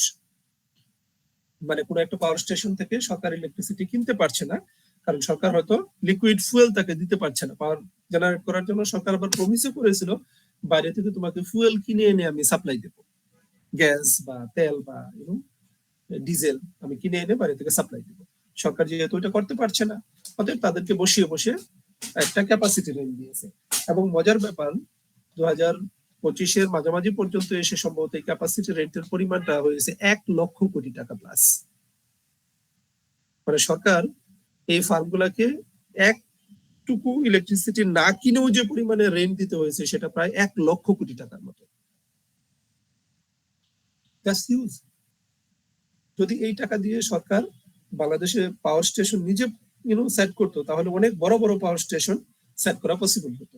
বাট সরকার 1 লক্ষ কোটি টাকা শুধু ক্যাপাসিটি রেন্ট দিয়েছে। এটা একটা ইস্যু, অবশ্যই আপনাদের মাথায় আনতে হবে। তারপরে এখানে there are number of things, fuel storage capacity, energy security issues, Bapex কে সরকার কতটুকু ডেভেলপ করেছে, কতটুকু বাপেক্স কে ডেভেলপ করা উচিত ছিল। পিএসসি ব্লকগুলো হলো, পিএসসি গুলো হলো সরকার ওই যে গ্যাস তেল এক্সপ্লোর করার জন্য বিদেশি কোম্পানির কাছে বিভিন্ন ব্লক সরকার ইজারা টাইপের দিয়ে দেয়। যেরকম বে অফ বেঙ্গলের দিকে আমরা ধরে নিয়েছিলাম এখানে প্রচুর পরিমাণে গ্যাসের স্টক থাকার কথা, কিন্তু এখানে কোনো বাইরের কোম্পানি পিএসসি গুলোর সাথে কোনো ধরনের ব্লক চুক্তি হয়নি। কোল ইউজ পলিসি বলে একটা সরকার একটা পলিসি ড্রাফট করেছিল শুরুর দিকে, একদম 2010-11 দিকে, কিন্তু এটা কোনোদিনও পাস করা হয়নি। পাওয়ার জেনারেশন রিলেটেড কিছু ছিল, আমরা বাইরে থেকে এলএনজি আনি, সেখানে একটা হিউজ একটা কস্ট পড়ে। আমাদের টোটাল ইলেকট্রিসিটি বা গ্যাস সাপ্লাইয়ের এখানে র্যাম্পেন্ট মিসইউজ হয়। আমি একটা এক্সাম্পল দিয়ে রাখি, আমরা যে বাসা বাড়িতে গ্যাস গুলা ব্যবহার করি, আপনারা জানেন কি এই গ্যাসের ডাবল বার্নারের জন্য কত টাকা আমরা পে করি এখন? Who can tell me? 1080 sir. 1080 টাকা। কে বলছে এটা 1080 টাকা? স্যার সঞ্জনা। ও সঞ্জনা, তার মানে সঞ্জনা কিচেন সম্পর্কে একটু আইডিয়া আছে, তাই না? স্যার ওই যে আব্বু আম্মু নেই তো, আমারই আর কি বিল গুলো দেয়া লাগছে। আচ্ছা আচ্ছা, বুঝতে পারছি। আমি সেটা বলছি, যারা এই সম্পর্কে জানেন তারা জানেন যে এটা 1080 টাকা এখন আমরা পে করি। আচ্ছা সঞ্জনা, ডু ইউ নো এটা কত ঘন্টা আমরা ব্যবহার করতে পারি? এটা তো মানে আপ টু আস, একদম মানে ইট ইজ আনলিমিটেড, লিমিটলেস। আচ্ছা জাস্ট ইমাজিন আমরা ইকোনমিক্সে শুরুতে আমি বলেছিলাম ইকোনমিক্স পড়ার উদ্দেশ্য হলো আমাদের সম্পদ সীমিত, আর আমাদের গ্যাস সম্পদ কিন্তু একেবারেই লিমিটেড। আমাদের যেটুকু এখন পর্যন্ত মানে প্রোভেন ছিল, আইডেন্টিফাইড ছিল, সেটা প্রায় পুরোটাই আমরা এক্সপ্লোর করে ফেলেছি। আর খুব একটা বেশি আমাদের হাতে নাই। সেই জন্য আমরা কিন্তু বাইরে থেকে এলপিজি বলেন, এলএনজি বলেন, আমরা বাইরে থেকে আমদানি করি হাই রেটে। কখনো কখনো সরকার স্পট মার্কেট থেকে যেগুলো কিনে সেগুলো অনেক এক্সপেন্সিভ রেট। কিছু আছে সরকার কাতার বা ওমানের কাছ থেকে এইসব ইয়ে থেকে সোর্স থেকে কিনে। আবার অনেক সময় ক্রাইসিস দেখা দিলে আমরা স্পট মার্কেট থেকে ইনস্ট্যান্টলি আমরা কিনে নিয়ে আসি ভেরি হাই রেট। সেই গ্যাস আমি সাপ্লাই দিচ্ছি বাড়ি বাড়িতে, এবং সেখানে যাদেরকে সাপ্লাই দেওয়া হচ্ছে তারা আনলিমিটেড ভাবে এই গ্যাসগুলোকে মিসইউজ করছে। যে দেশে এই সম্পদ নেই সেই দেশের এতটুকু লাক্সারি এই দেশ এই ধরনের লাক্সারি ওয়েতে আমরা কনজাম্পশন করতে পারি। এটা আমার মনে হয় না বাংলাদেশের বাইরে ওয়ার্ল্ডের কোনো সুস্থ মস্তিষ্কের কোনো সমাজে কোনো দেশে মানুষ এটা আদৌ করতে পারে। আমরা যে গ্যাসটুকু ব্যবহার করি, সঞ্জনা, ডু ইউ থিঙ্ক আমরা 1080 টাকার গ্যাস সবাই ব্যবহার করি না? তার চেয়ে অনেক বেশি কোনো গ্যাসও আমরা ব্যবহার করছি। স্যার আমরা বেশি অনেক ইউজ করা হয়। অনেক বেশি ব্যবহার করছি। আপনি ইন্ডিয়ার মতো একটা ইকোনমির দিকে তাকিয়ে দেখেন, ওরা কিন্তু গ্যাস এইভাবে দেয় না, আপনি সিলিন্ডার গ্যাস আনতে হয়। সরকার প্রথম সিলিন্ডার প্রত্যেক ফ্যামিলির জন্য, the first cylinder that you are getting is subsidised. If you are asking for the second cylinder, তাহলে আপনাকে হাই রেট আপনাকে পে করতে হবে, অনেক বেশি রেটে আপনাকে মার্কেট থেকে কিনে আনতে হবে। সেই জন্য লোকজন কি করে, গ্যাস যাতে 1 মিনিট গ্যাস মিসইউজ না হয়, সে শীতকাল হোক, আমাদের এখানে যেরকম শীতকালে জ্বালিয়ে রাখা হয়, জামা কাপড় শুকানো হয় বর্ষাকালে, একটু পরে আমি চা বানাবো, গ্যাসটা কেন বন্ধ করব? অতএব খাবার দাবার খাওয়া শেষ করি, তারপরে যখন চা বানাবো তখন আবার তো গ্যাস জ্বালাতেই হবে। সেই জন্য কিন্তু আমরা, আপনি হয়তো একটা লাইটার একবার চাপ দিতে হবে, অথবা আপনার ম্যাচের স্টিকটা একবার নতুন করে একটু সামান্য কয়েক পয়সা খরচ হতে পারে, সেই জন্য আমরা গ্যাসটা মিসইউজ করি। This is our habit. So I am saying এই বিষয়গুলো কিন্তু আমাদের উঠিয়ে আনতে হবে। আপনারা প্লিজ এই বিষয়গুলা, মানে এখানে স্মার্ট মিটারিং সিস্টেম থাকা দরকার। এখানে অবভিয়াসলি অনেক জায়গায় হয়ে গেছে, বাট অনেক জায়গায় আরো মানে এখনো র্যাম্পেন্ট মিসইউজ হচ্ছে। আমি যে বাসাটায় আছি এখানে এখনো কোনো স্মার্ট মিটার বলে কিছু নেই, মানে আমরা আনলিমিটেড ইউজ করছি। তো আমরা এটা আসলে এই বিষয়গুলো কিভাবে পাবলিক বিহেভিয়ারে পরিবর্তন কিভাবে আনা যায়, সরকার কি ধরনের রেগুলেটরি মেকানিজম ইউজ করতে পারে, বাজেটের মাধ্যমে কি কি ইনিশিয়েটিভ আসা দরকার, স্মার্ট মিটারিং, স্মার্ট টেকনোলজি, এখানে there are different technologies available, আমরা সেটা ইউজ করে কিভাবে আমরা আমাদের রিসোর্সের মিসইউজকে মিনিমাইজ করে আনতে পারি সেটা মাথায় রাখবেন। Group number 7, education. Group number 7, Afsana, Jerin, Sharaf, Riddhi, and Rakib. Are you guys here? How many of you are here? Afsana, Jerin, Sharaf, Riddhi, Yes, sir. Rakib. Afsana? No, Jerin. Jerin is here. Baki কেউ আছেন? Except Jerin? I see, most of you are not here. So anyway, Jerin, for you and your group, these are the same guidelines, same documents, okay, যেটা আমি বলছি বাকি গ্রুপের জন্য। এবং এখানে 5 ইয়ার প্ল্যান থেকে শুরু করে ডিজাস্টার ম্যানেজমেন্ট পলিসি পর্যন্ত সবার জন্য একই, শুধু ডিফারেন্স হলো এখানে এন্টায়ার ডকুমেন্ট আপনি দেখবেন না, আপনার সেক্টর বাজেটে যে সেক্টরটা আমি দিয়েছি ওই সেক্টর রিলেটেড এরিয়াটুকু আপনি শুধু দেখবেন। এর বাইরে আপনার ন্যাশনাল এডুকেশন পলিসি বলে একটা পলিসি সরকার বানিয়েছে 2010-এ, ওই পলিসিটাও একটু আপনাকে দেখতে হবে। পলিসিতে পার্টিকুলারলি আমি বলবো সব তো দেখবেন না, আপনি দেখবেন একটু এনভায়রনমেন্ট, ক্লাইমেট চেঞ্জ, ডিজাস্টারকে হয়তো ডাইরেক্টলি নাও বলতে পারে, বাট এনিওয়ে নেচার, এনভায়রনমেন্ট, এই রিলেটেড এডুকেশন হাইলাইট করা আছে, ওই অংশটুকু দেখতে হবে। এর বাইরে যদি আমরা আপনার সেক্টর নিয়ে কথা বলি, এখানে দেখেন বেশ কিছু এডুকেশন সেক্টর, যেহেতু বেশ কিছু কি পয়েন্ট আমি বলেছি।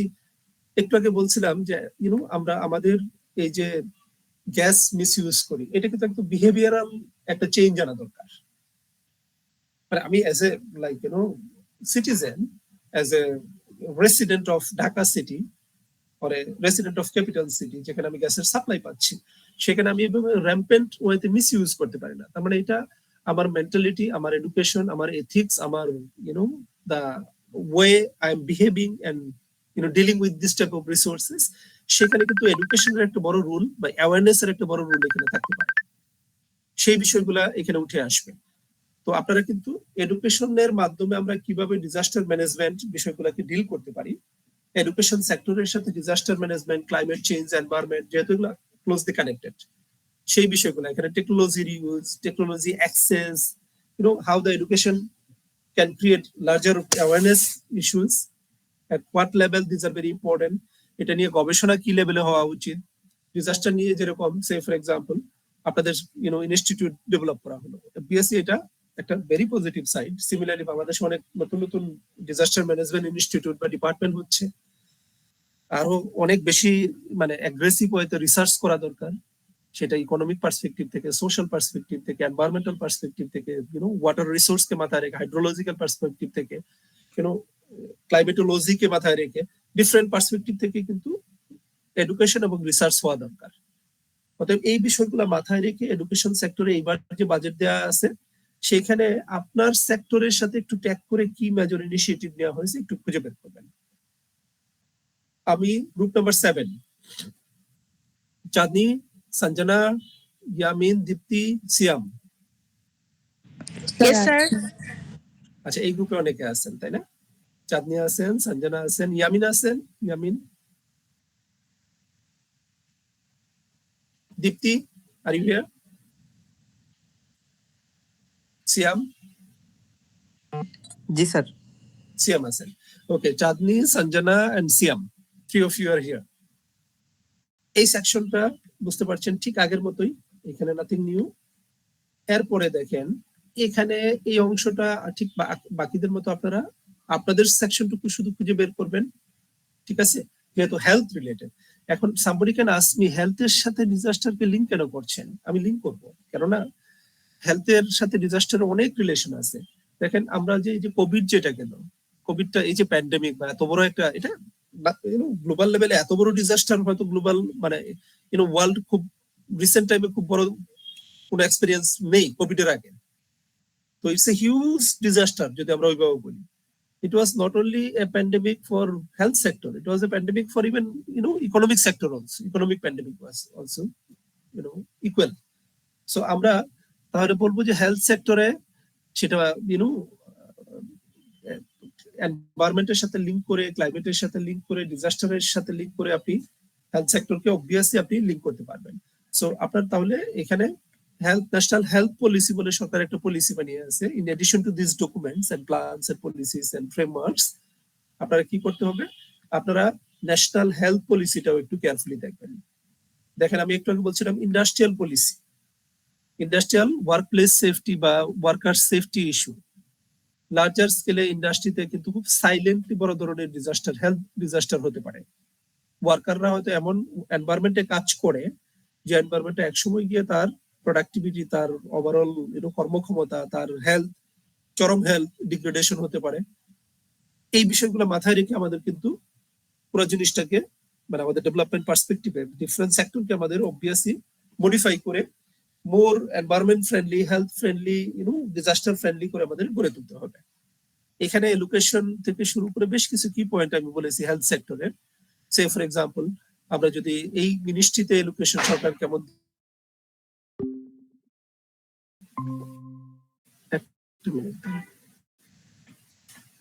হয়রানির লাশ সেবা বলতে নিয়ে যাচ্ছে। আচ্ছা, ইজ ইট ওকে? দেখছেন বাজেটের ডকুমেন্ট ওপেন হয়েছে, কেউ এমন কেউ আছেন যে দেখতে পাচ্ছেন না? আমাকে একটু জানাবেন দেখতে পারেন। স্যার দেখা যাচ্ছে। Okay fine, good. এখানে আসেন, আমি লাস্ট ক্লাসে সম্ভবত আপনাদেরকে বলেছিলাম যে go to the chapter 6 directly. এই চ্যাপ্টার 6 এ ডিরেক্টলি চ্যাপ্টার 6 টা ওপেন করবেন।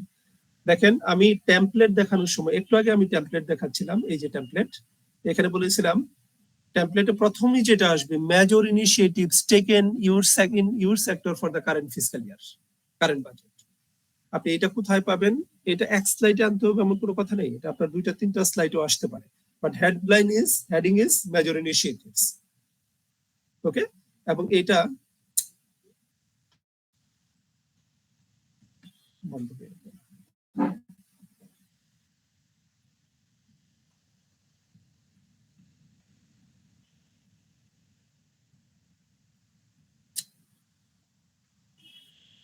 দেখেন আমরা chapter 6 in the budget, chapter 6 এ যদি আপনারা একটু যান, এখানে দেখবেন আপনাদের প্রত্যেকের সেক্টর দেয়া আছে। Education sector, health care sector, agriculture food security sector, investment industry commerce sector, say energy power sector, transport communication sector, environment climate change sector. Each and every sectors are given there. আমি এই সেক্টরে কিভাবে, সে for example আমি education sector দেখতে চাই, অথবা agriculture food security, আমি agriculture food সিকিউরিটিতে গেলাম, গিয়ে এটা আমি ভালো করে পড়বো পুরা এই অংশটুকু, বেশি না কিন্তু দেখেন এখানে 55 ইয়ে থেকে প্যারা থেকে শুরু হয়েছে, পেজ নাম্বার 23 নিচের দিকে যান, দেখেন এখানে জাস্ট অল্প, তারপর আবার একটা নতুন এই দেখেন এখন সোশ্যাল সিকিউরিটি চলে আসছে 55 থেকে 62 পর্যন্ত, মাত্র অল্প দেড় পেজের। Read it carefully, you will find what initiatives government has proposed to undertake for this sector. Easily আপনি এখান থেকে বের করে, same is true for all other sectors. আপনারা এখান থেকে একটু দেখে নেবেন সব কি ইনিশিয়েটিভ, এখানে কি সব ইনিশিয়েটিভ খুঁজে পাবেন? সব ইনিশিয়েটিভ পাবেন না, এর বাইরেও কিছু ইনিশিয়েটিভ থাকবে যেটা আপনার অন্য জায়গা থেকে নিতে হবে। কোথা থেকে নিতে হবে? আমি অ্যাগেইন মিনিস্ট্রি অফ ফিনান্সের এই ডকুমেন্টে যাচ্ছি, দেখেন আমি মেজর ইনিশিয়েটিভের একটা বললাম, budget speech chapter 6 different sectors. তারপরে আমি বললাম মেজর ইনিশিয়েটিভে আর কি আসবে, বাজেট স্পিচে যান, দেখেন এখানে বাজেট ইন ব্রিফ নিচে লেখা আছে, স্পিচের ঠিক নিচে budget, okay, budget in brief. আমি ব্রিফে ক্লিক করলাম, ক্লিক করে দেখেন এখানে নিচের দিকে আসেন, there are number of things given here, দেখেন এখানে বলেছে, এখানে সরকারের দেখেন বলা আছে operating and development budget, statement 2 serial number 6, দেখেন এখানে বলা আছে সরকার অপারেটিং বাজেট এবং ডেভেলপমেন্ট বাজেট। অপারেটিং মানে বাজেট, ডেভেলপমেন্ট বাজেট বলতে সরকারের দুই ধরনের বাজেট হয়, এটা একটু দেখানো দরকার, আমি দেখাবো আপনাদেরকে। দেখেন এটা বলেছে সরকার কোন খাতে কত টাকা, কোন মিনিস্ট্রিতে বা কোন খাতে কত টাকা দেওয়া আছে। দেখেন এখানে দুই ধরনের বাজেট সরকার এলোকেট করে, একটা হলো অপারেটিং বাজেট মানে হলো সরকারের পরিচালন ব্যয়, একটা হলো ডেভেলপমেন্ট বাজেট সরকারের উন্নয়ন ব্যয়। মানে সরকারের বাজেটে there are two types of budgets, operating budget এবং আরেকটা হলো ডেভেলপমেন্ট বাজেট। আমরা এই এটা আমাকে কি মানে আপনারা প্লিজ 2টা মিনিট সময় দিবেন, can you please allow me just 2 minutes time, আমি একটু একটা 2 মিনিটের একটা ব্রেক দরকার। জি sir. Sure, sir. Please, just 2 minutes.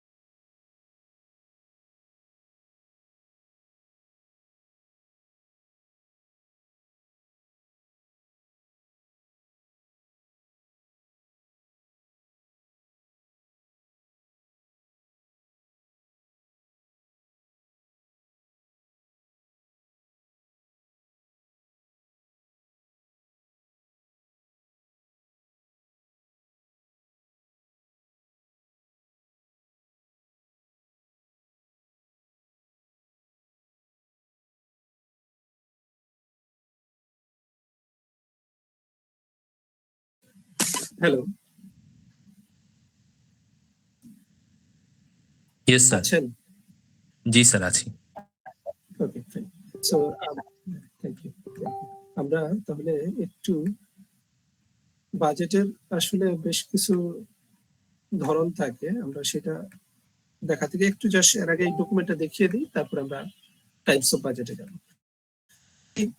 Here you can find the total allocation against every particular office or every ministry or division. Say starting from president office, দেখেন এবার president office there are 34 crore টাকা. This is the allocated amount of money, proposed amount, and is only operating. তার মানে there is no development budget at all. আবার national parliament, prime minister office, যদিও এখন prime minister নেই, but যেহেতু এই বাজেটটা মানে আগামী জুন পর্যন্ত থাকবে, তার মানে তখন প্রাইম মিনিস্টার নতুন ইলেকশন হলে somebody will be the prime minister. সেখানে অপারেটিং বাজেট কত এই বাজেট এই ফিসকালে, এবং ডেভেলপমেন্ট বাজেট কত। See development budget is nothing but budget dedicated for investment purpose, সরকারি investment, public investment. What is operating budget? Operating budget is basically the পরিচালন ব্যয়, সরকারের পরিচালন ব্যয়। কেমন হতে পারে? সরকারে যারা কাজ করে কর্মকর্তা কর্মচারীদের, রেগুলার যারা, প্রজেক্টে না, তাদের স্যালারি, সরকারের অফিসগুলো চালানোর জন্য ডিফারেন্ট টাইপের যে এক্সপেন্ডিচার হয়, ইউটিলিটি বিলস, ট্রান্সপোর্টেশন বিল, এন্টারটেইনমেন্ট বিল, ব্লা ব্লা ব্লা, এই পুরো খরচটাই আসবে অপারেটিং বাজেট থেকে। অপারেটিং বাজেটে আরো একটা মূল খাত হলো সরকার যত সাবসিডি দিয়ে থাকে, এটা পুরোটাই অপারেটিং বাজেট থেকে যায়। আর আরেকটা হলো সরকার যে সেফটি নেট প্রোগ্রাম চালায়, টিসিবির চাল ডাল যেগুলো দিচ্ছে, এটাও, অথবা এগ্রিকালচারে সাবসিডি দেয়, অথবা গ্যাসে, ইলেকট্রিসিটিতে সাবসিডি দেয়, এগুলো সবই অপারেটিং বাজেটের অংশ। সো এখানে আপনারা চাইলে আপনাদের মিনিস্ট্রিতে সরকার আপনাদের যার যার যে যে মিনিস্ট্রিকে ট্যাগ করতে পারবেন। সে আমি এখন নিচের দিকে একটু দেখাই, এখানে দেখেন you can link with your sector. Education technology, এখানে দেখেন মিনিস্ট্রি অফ এডুকেশনের আওতায় কিন্তু বেশ কয়েকটা। একটা আছে ministry of primary maths education, Ministry of, this is ministry, this is the ministry, and this is the secondary and higher education division. This is not a separate ministry, division. Ministry of Science and Technology, এটাও কিন্তু এডুকেশনের সাথে tag করা হয়। আবার technical and madrasa education board, information and communication technology division, এগুলা সবই কিন্তু এডুকেশন এন্ড টেকনোলজিতে আসে। সব নেওয়ার দরকার নেই, আপনারা প্রাইমারি ম্যাথস এডুকেশন নেবেন, সেকেন্ডারি হায়ার এডুকেশন, এবং আপনারা টেকনিক্যাল মাদ্রাসা এডুকেশন, এই তিনটা নিলেই হবে এডুকেশন। বাকিগুলা টেকনোলজিটা বাদ দিলেও চলবে। Same is true in case of health care, আপনারা হেলথ কেয়ারে দুইটা নেবেন, হেলথ সার্ভিস ডিভিশন নেবেন এবং medical education and family welfare division নেবেন। এটা within the ministry of health, এই দুইটাই within the ministry of health আসছে। আপনি তাহলে বুঝতে পারবেন দুইটা আলাদা ডিভিশনে সরকারের, এই যে দেখেন, this is one division and this is the second division, both are related to the ministry of health. This is operating budget for the first division, this is the operating budget for the second, this is the development budget for the health service division, and this is the development budget for the medical education family welfare division. Same is true for other ministries. আপনারা এখান থেকে বের করে নেবেন যার যার ministry. Ministry of food, ওই যে আমরা বলছিলাম food security, agriculture and food security, obviously ministry of food is going to be part of the agriculture, ministry of disaster management and relief. এইখানে দেখেন ইজিলি আপনারা দেখে নিতে পারবেন আপনার মিনিস্ট্রিতে, এটা আপনাদের সাথে ইন্টারলিঙ্কড প্রত্যেকের জন্যই।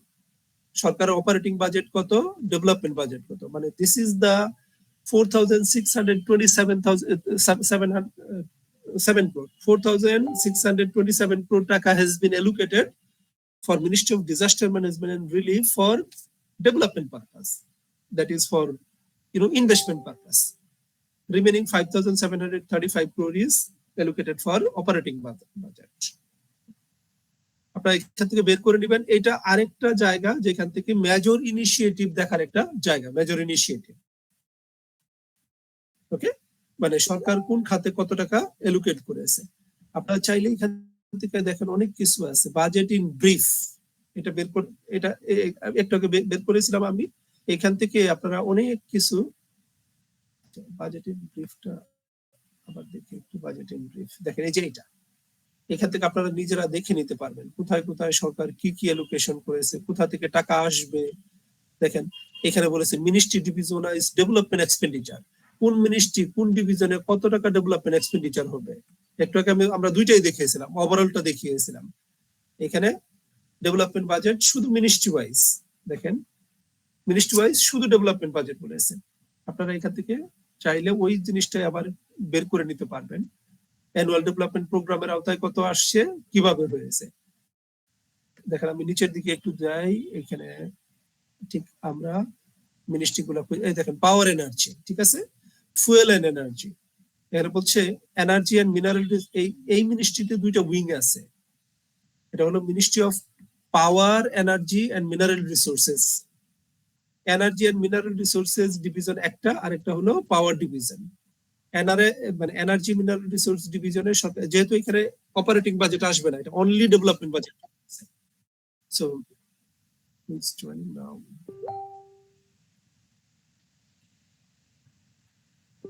জয়েন করো না, চলে গেল, খুঁজে পাচ্ছি না। ওকে, দেখেন annual development program. Do you have some idea about ADP, annual development program? কারো কোনো আইডিয়া আছে what is ADP? স্যার ক্লাসে একদিন বলছিলেন আইডিয়া নেই? এটার জন্য আমি হচ্ছে আপনাদের,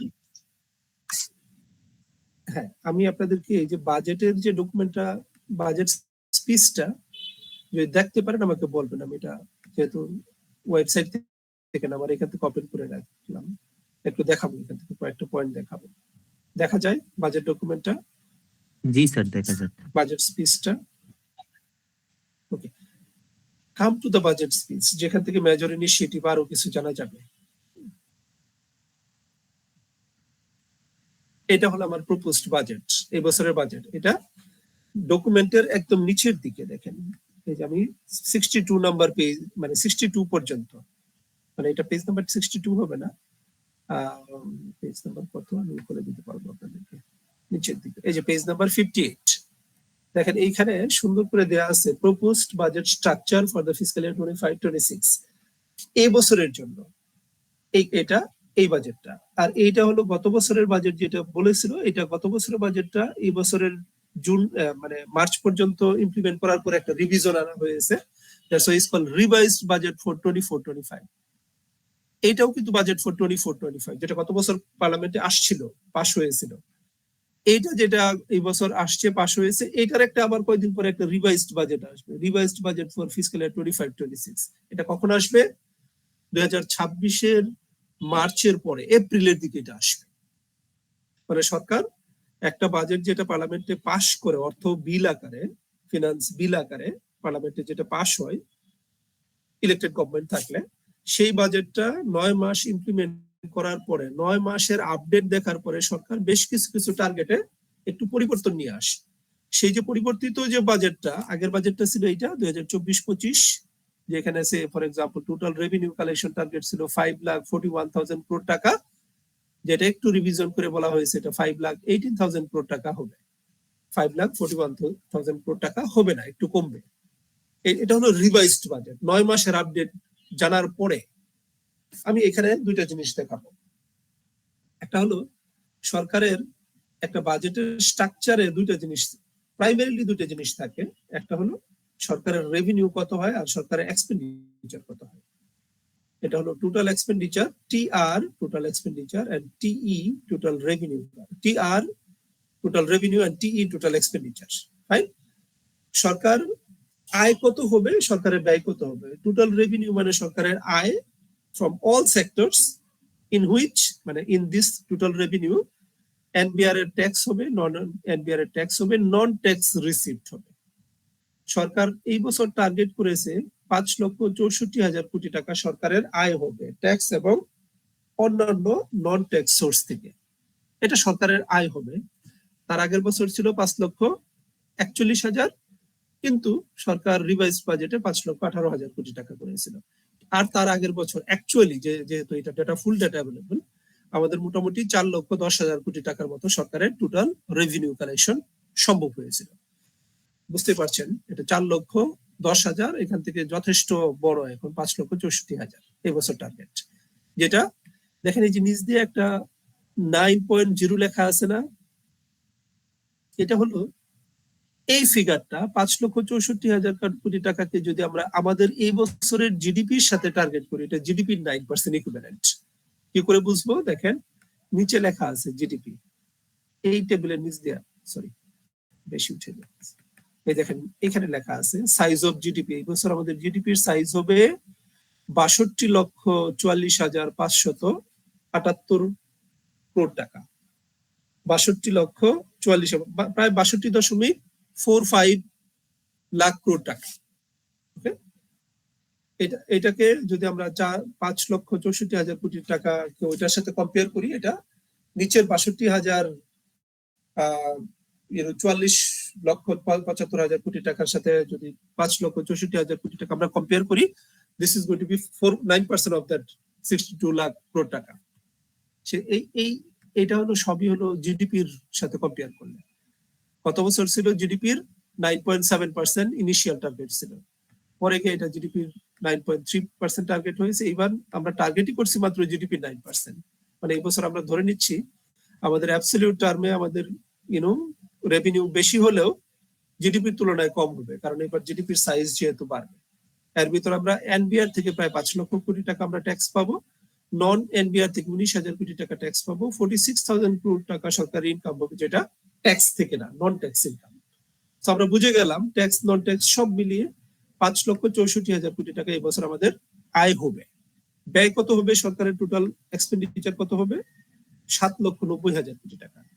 দেখেন আয় হবে 5,64,000, কিন্তু ব্যয় হবে 7,90,000 কোটি টাকা, যেটা গত বছর ছিল 7,97,000 কোটি টাকা শুরুর দিকের বাজেটে ছিল, কিন্তু রিভাইজড বাজেটে 7,44,000 কোটি টাকা করা হয়েছে। গত বছরের অরিজিনাল বাজেটের সাথে কম্পেয়ার করলে এবার 7,000 কোটি টাকা কমিয়ে দেওয়া হয়েছে। সামবডি ক্যান আস্ক মি, কমানো কেন হয়েছে? কারণ আমরা চাচ্ছি কিছু কিছু জায়গায় আননেসেসারি এক্সপেন্ডিচার আমরা কাট ডাউন করে ফেলবো। দেখেন সরকারের ট্যাক্স রেভিনিউ কালেকশন টার্গেট কিন্তু আগের চেয়ে বেশি, মানে সরকারের গেপটা যাতে মিনিমাইজ করে নিতে পারে, এই জন্য সরকার কি করেছে, কিছু আননেসেসারি কস্ট সরকার কাট ডাউন করে বাজেটটাকে ছোট করে নিয়ে আসার চেষ্টা করছে। অল্প পরিমাণে 7,000 কোটি টাকা ছোট করা হয়েছে। আবার রিভাইজ বাজেট থেকে টার্গেট করলে, এটার সাথে ম্যাচিং করলে প্রায় 46,000 কোটি টাকা বেশি খরচ করেছে এবার। আউট অফ দিস 7,90,000 crore টাকা, this is the expenditure, but revenue collection or income is 5,64,000 crore taka. That means there is a huge deficit. What is the deficit? 2,26,000 crore taka is called the deficit. 2,26,000 কোটি টাকা সরকার খরচ করবে এবছর plan করেছে, যেটা সরকারের আয় হবে না, আয় বহির্ভূত, আয়ের চেয়ে বেশি। In addition to the income or revenue government is going to collect, 2,26,000 crore taka or 226,000 crore taka has been targeted to allocate extra, use extra. That's called deficit amount, ঘাটতি amount. আমরা কি করে বের করেছি? 7,90,000 minus 5,64,000 is equal to 2,26,000 crore টাকা। এটা হলো সরকারের ঘাটতি। তার মানে সরকারের এই যে এক্সপেন্ডিচার 7,90,000, যেটা বাজেটের 12.7%, এটা কতটুকু অপারেটিং বাজেটে যাবে? অপারেটিং বাজেটে যাবে 4,98,783 কোটি টাকা, মানে প্রায় 4,99,000 কোটি টাকাই সরকার কি করবে, অপারেটিং বাজেটে খরচ করবে। মানে আমরা মোটামুটি এনপিআর এর ট্যাক্স যা আসবে সেটা প্রায় সমান, এই দুইটা প্রায় সমান সমান। এনবিআর থেকে 4,99,000 কোটি টাকা ট্যাক্স আসবে, পুরোটাই চলে যাবে অপারেটিং বাজেটে। অপারেটিং বাজেটে প্রায় পুরোটাই চলে যাবে। মানে সরকারের অপারেটিং বাজেট কি, ওই যে বলছি নন ডেভেলপমেন্ট, এটা উন্নয়ন ব্যয় না, অনুন্নয়ন ব্যয়। হোয়াট ইজ অনুন্নয়ন ব্যয়? আমি একটু বলেছিলাম অনুন্নয়ন ব্যয়গুলো হলো সরকারের সাবসিডি দিচ্ছে, সরকারের স্যালারি দিচ্ছে কর্মকর্তা কর্মচারীদের, সরকার সেফটি নেট প্রোগ্রাম, সরকারের যে লোন রিপেমেন্ট করে, সরকারের অন্যান্য পরিচালন ব্যয়, সরকার চালাতে গেলে যে ধরনের খরচ হয় এগুলাকে মিলিয়ে সরকার যে খরচটা করে থাকে পরিচালন ব্যয় বা অপারেটিং বাজেট, সেটার পরিমাণ হলো প্রায় 4,99,000 কোটি টাকার মতো এই বাজেটে। আর আমরা বলছি বাকি 2,45,000 কোটি টাকা, এটা হলো সরকারের development budget. What is development budget? It's the investment, public investment, এইটাকে আমরা বলছি পাবলিক ইনভেস্টমেন্ট, যেটা জিডিপি 3.9% আমরা ইনভেস্ট করবো। 2,45,609 crore টাকা is the government investment, development budget. এর ভিতরে, এই ইনভেস্টমেন্টের ভিতরে, in total development expenditure 2,30,000 crore টাকা is going to be spent as annual development program, ADP, যেটাকে বলা হয় শর্ট করে সরকারের ডেভেলপমেন্ট বাজেট বললেই অনেক সময় আমরা মিন করি এডিপি, মানে এগুলা আগে থেকে প্রজেক্ট ধরে ধরে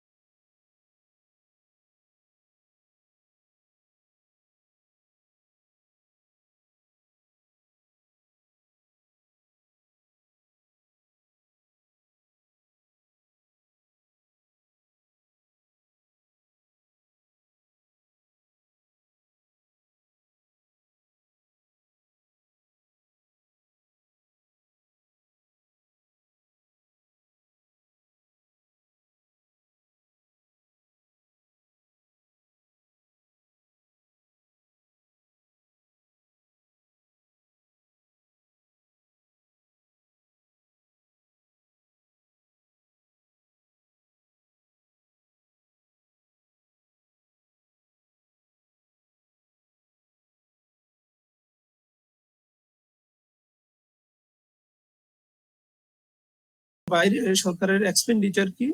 সরকার প্ল্যান করেছে government is going to spend 7,90,000 crore টাকা, which is far higher than the total revenue collection. How much extra? 226,000 crore taka extra. That is called the deficit amount, the gap between the total revenue expenditure minus revenue, because this is called expansionary fiscal policy. Termta jene rakhen. It's called expansionary, EXPANSIONARY, expansion থেকে expansionary fiscal policy. মানে এটা হলো সরকারের যা আয় হয় তার চেয়ে সরকার ব্যয় বেশি করে। Somebody can ask me কেন করে? কারণ সরকার অনেক কিছু আছে ব্যয় করাটা দরকার হয়, ডেভেলপমেন্ট বিভিন্ন প্রজেক্ট রান করে, গভর্নেন্স, রিফর্ম নিয়ে আসে, অনেক সময় গভর্নমেন্ট এমপ্লয়ীদের স্যালারি বাড়াতে হয়, বিভিন্ন জায়গায় সরকারকে ইন্টারফেয়ার করতে হয়, বড় প্রজেক্ট নেই।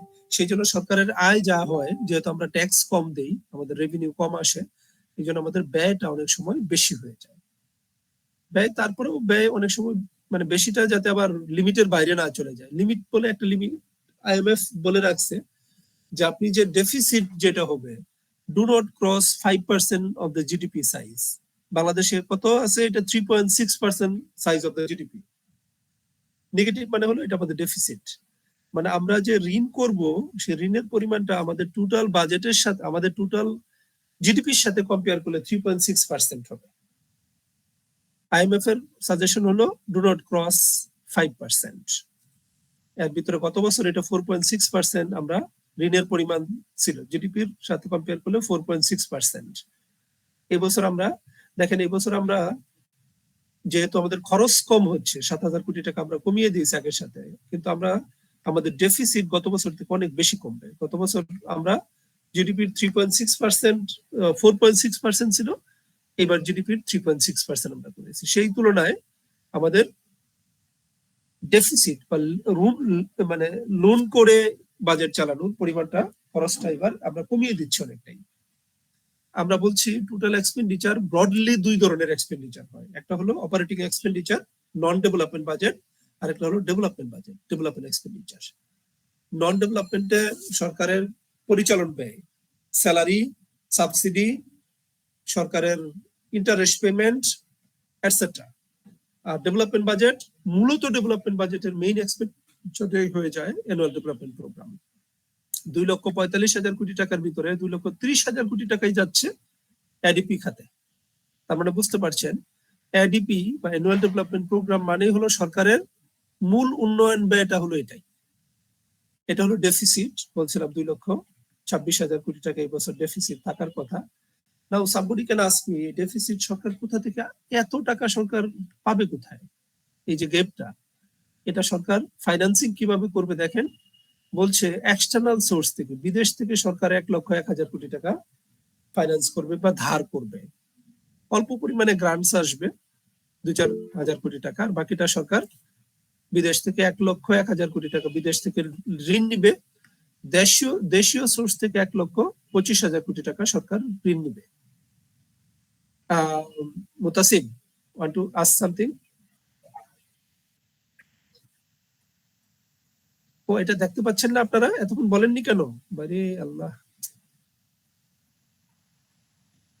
এই স্ক্রিনটা দেখা যাচ্ছে না, আপনারা কেউ আমাকে বলেননি, একটু বলতেন। মানে আমার ছিল যে সম্ভবত এটা দেখা যাচ্ছে, এখন দেখা যাচ্ছে না।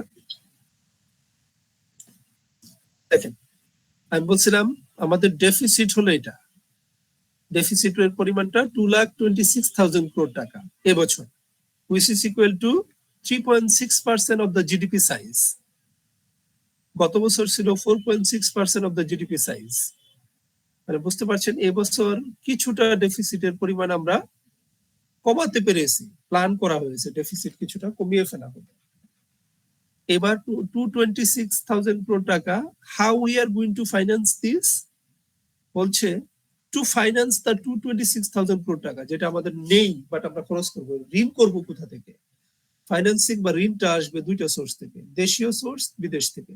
বিদেশ থেকে 1,01,000 কোটি টাকা, দেশীয় সোর্স থেকে 1,25,000 কোটি টাকা। এবং এই 1,25,000 ভিতরে আবার বাংলাদেশ সরকার দেশ থেকে ব্যাংকিং খাত থেকে 1,04,000 কোটি টাকা, তার মানে 21,000 কোটি টাকা নন ব্যাংক খাত থেকে সরকার নেবে।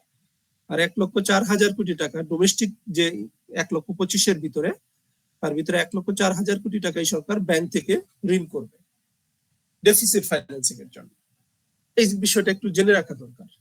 ওকে, মূলত তাহলে আমরা বাজেটের যে ফ্রেমটা, সেই ফ্রেমটা আমি বলেছি দুইটা মেজর খাত, একটা হলো সরকারের আয় মানে রেভিনিউ, আর একটা সরকারের ব্যয় মানে এক্সপেন্ডিচার। আয়, আমাদের মতো দেশে আয় যা হয় ব্যয় তার চেয়ে একটু বেশি করে থাকি, because we are following expansionary fiscal policy. Expansionary fiscal policy, total expenditure is always higher than total revenue. That means we need to go for deficit financing. যদি আপনার এক্সপানশনারি ফিসকাল পলিসি না হয় তাহলে ডেফিসিটও হবে না, ডেফিসিট ফাইন্যান্সিংও হবে না। এখন somebody can ask me, আমরা ডেফিসিট ফাইন্যান্সিং কেন করি? ইচ্ছে করে ঋণ করে কেন আমরা আমাদের বাজেট চালাই? কারণ বাংলাদেশের মতো ডেভেলপিং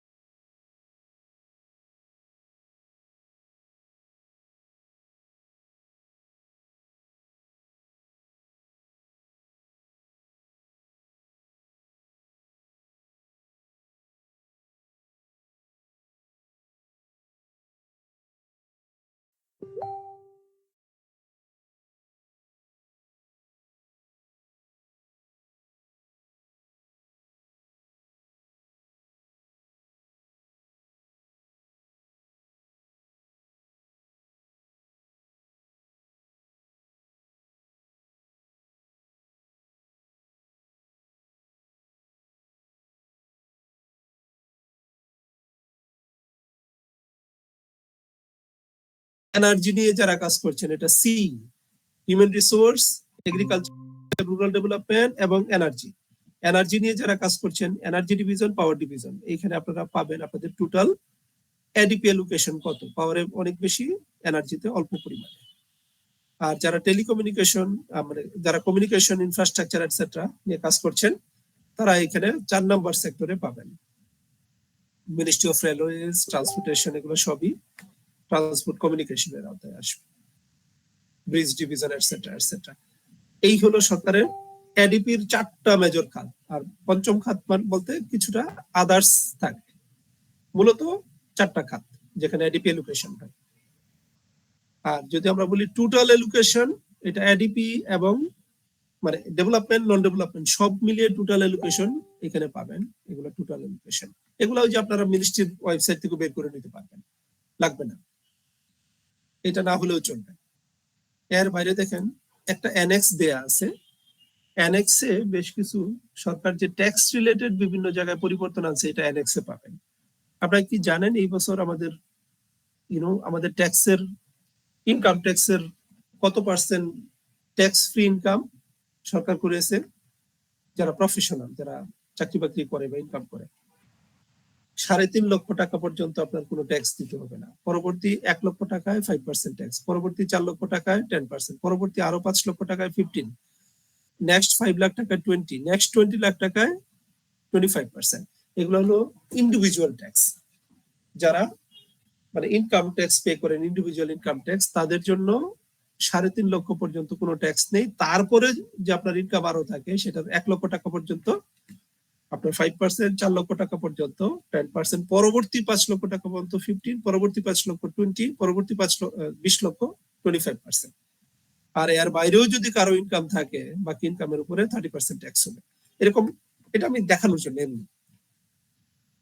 এখানে ট্যাক্সের কোথাও কোথাও একটু ট্যাক্স রিলেটেড জায়গায় সরকার পরিবর্তন আনছে, এটা আপনাদের সাথে ডাইরেক্টলি লিঙ্কড না হলেও জেনে রাখা ভালো। বাজেটে সরকার অনেক সময় ট্যাক্সে পরিবর্তন আনে। আমি এখানে দেখাই, সে ফর এক্সাম্পল এগ্রিকালচার বা ইন্ডাস্ট্রি, কোন একটা সেক্টর নিয়ে দেখাই। একটু একটু আমার সাথে থাকেন, দেখেন এক্সিস্টিং ট্যাক্স কত, সরকার নতুন করে ট্যাক্স কত বসিয়েছে, এরকম সরকার বলে এখানে। এই ধরেন এখানে কিছু কিছু জায়গায় ট্যাক্সের, ইন্ডাস্ট্রিয়াল ট্যাক্স, কিন্তু এটা ইন্ডাস্ট্রি নিয়ে যারা কাজ করবেন এই ট্যাক্স গুলো আপনারা দিতে পারেন। সে ফর এক্সাম্পল এই যে একটা ক্লে, কায়োলিন ক্লে নামে একটা ক্লে আছে যেটা আমরা বাইরে থেকে আমদানি করি। এক্সিস্টিং এই ক্লে এর জন্য 15% আমরা কি করি, আমরা কাস্টমস ডিউটি দেই, সিটি কাস্টমস ডিউটি 15%। সরকার এটাকে একটু কমিয়ে 10% করে দিয়েছে। সিমিলারলি দেখেন এখানে অনেক কিছু পাবেন, এখানে যেগুলা ট্যাক্স যা ছিল কোনোটা কমাইছে, কোনোটা বাড়াইছে, এটা আপনারা দেখতে পারেন। এখানে সে ফর এক্সাম্পল কোন জায়গায় বিভিন্ন প্রোডাক্টের নতুন নামকরণ করা হয়েছে, ওগুলো লিস্টে দিয়েছে। এগ্রিকালচার সেক্টরে সরকারের ট্যাক্স নিয়ে বেশ কিছু আছে। দেখেন ফ্রুট ব্যাগ, ফলের ব্যাগ বাইরে থেকে যেটা আমরা আমদানি করতাম, ইম্পোর্ট ডিউটি ছিল ফ্রুট ব্যাগের উপরে 25%, এটা সরকার এখন কত পার্সেন্ট করেছে দেখেন, মাত্র 5% করেছে, যেটা 25% আগে আমরা বাইরে থেকে ট্যাক্স দিয়ে কাস্টমস ডিউটি পে করে ফ্রুট সেল করার জন্য যে ব্যাগ ইউজ করা হয়, ফ্রুট ব্যাগ, এগুলো বাইরে থেকে আমদানি করা হতো। এখন এটা 25% থেকে একটানে এটা 5% করে দিয়েছে। এরকম ট্রান্সপোর্ট সেক্টরে, যারা ট্রান্সপোর্ট সেক্টর নিয়ে কাজ করবেন আপনাদের জন্য দেখেন এখানে বেশ কিছু জায়গায় সরকার ট্যাক্স নিয়ে পরিবর্তন আনছে।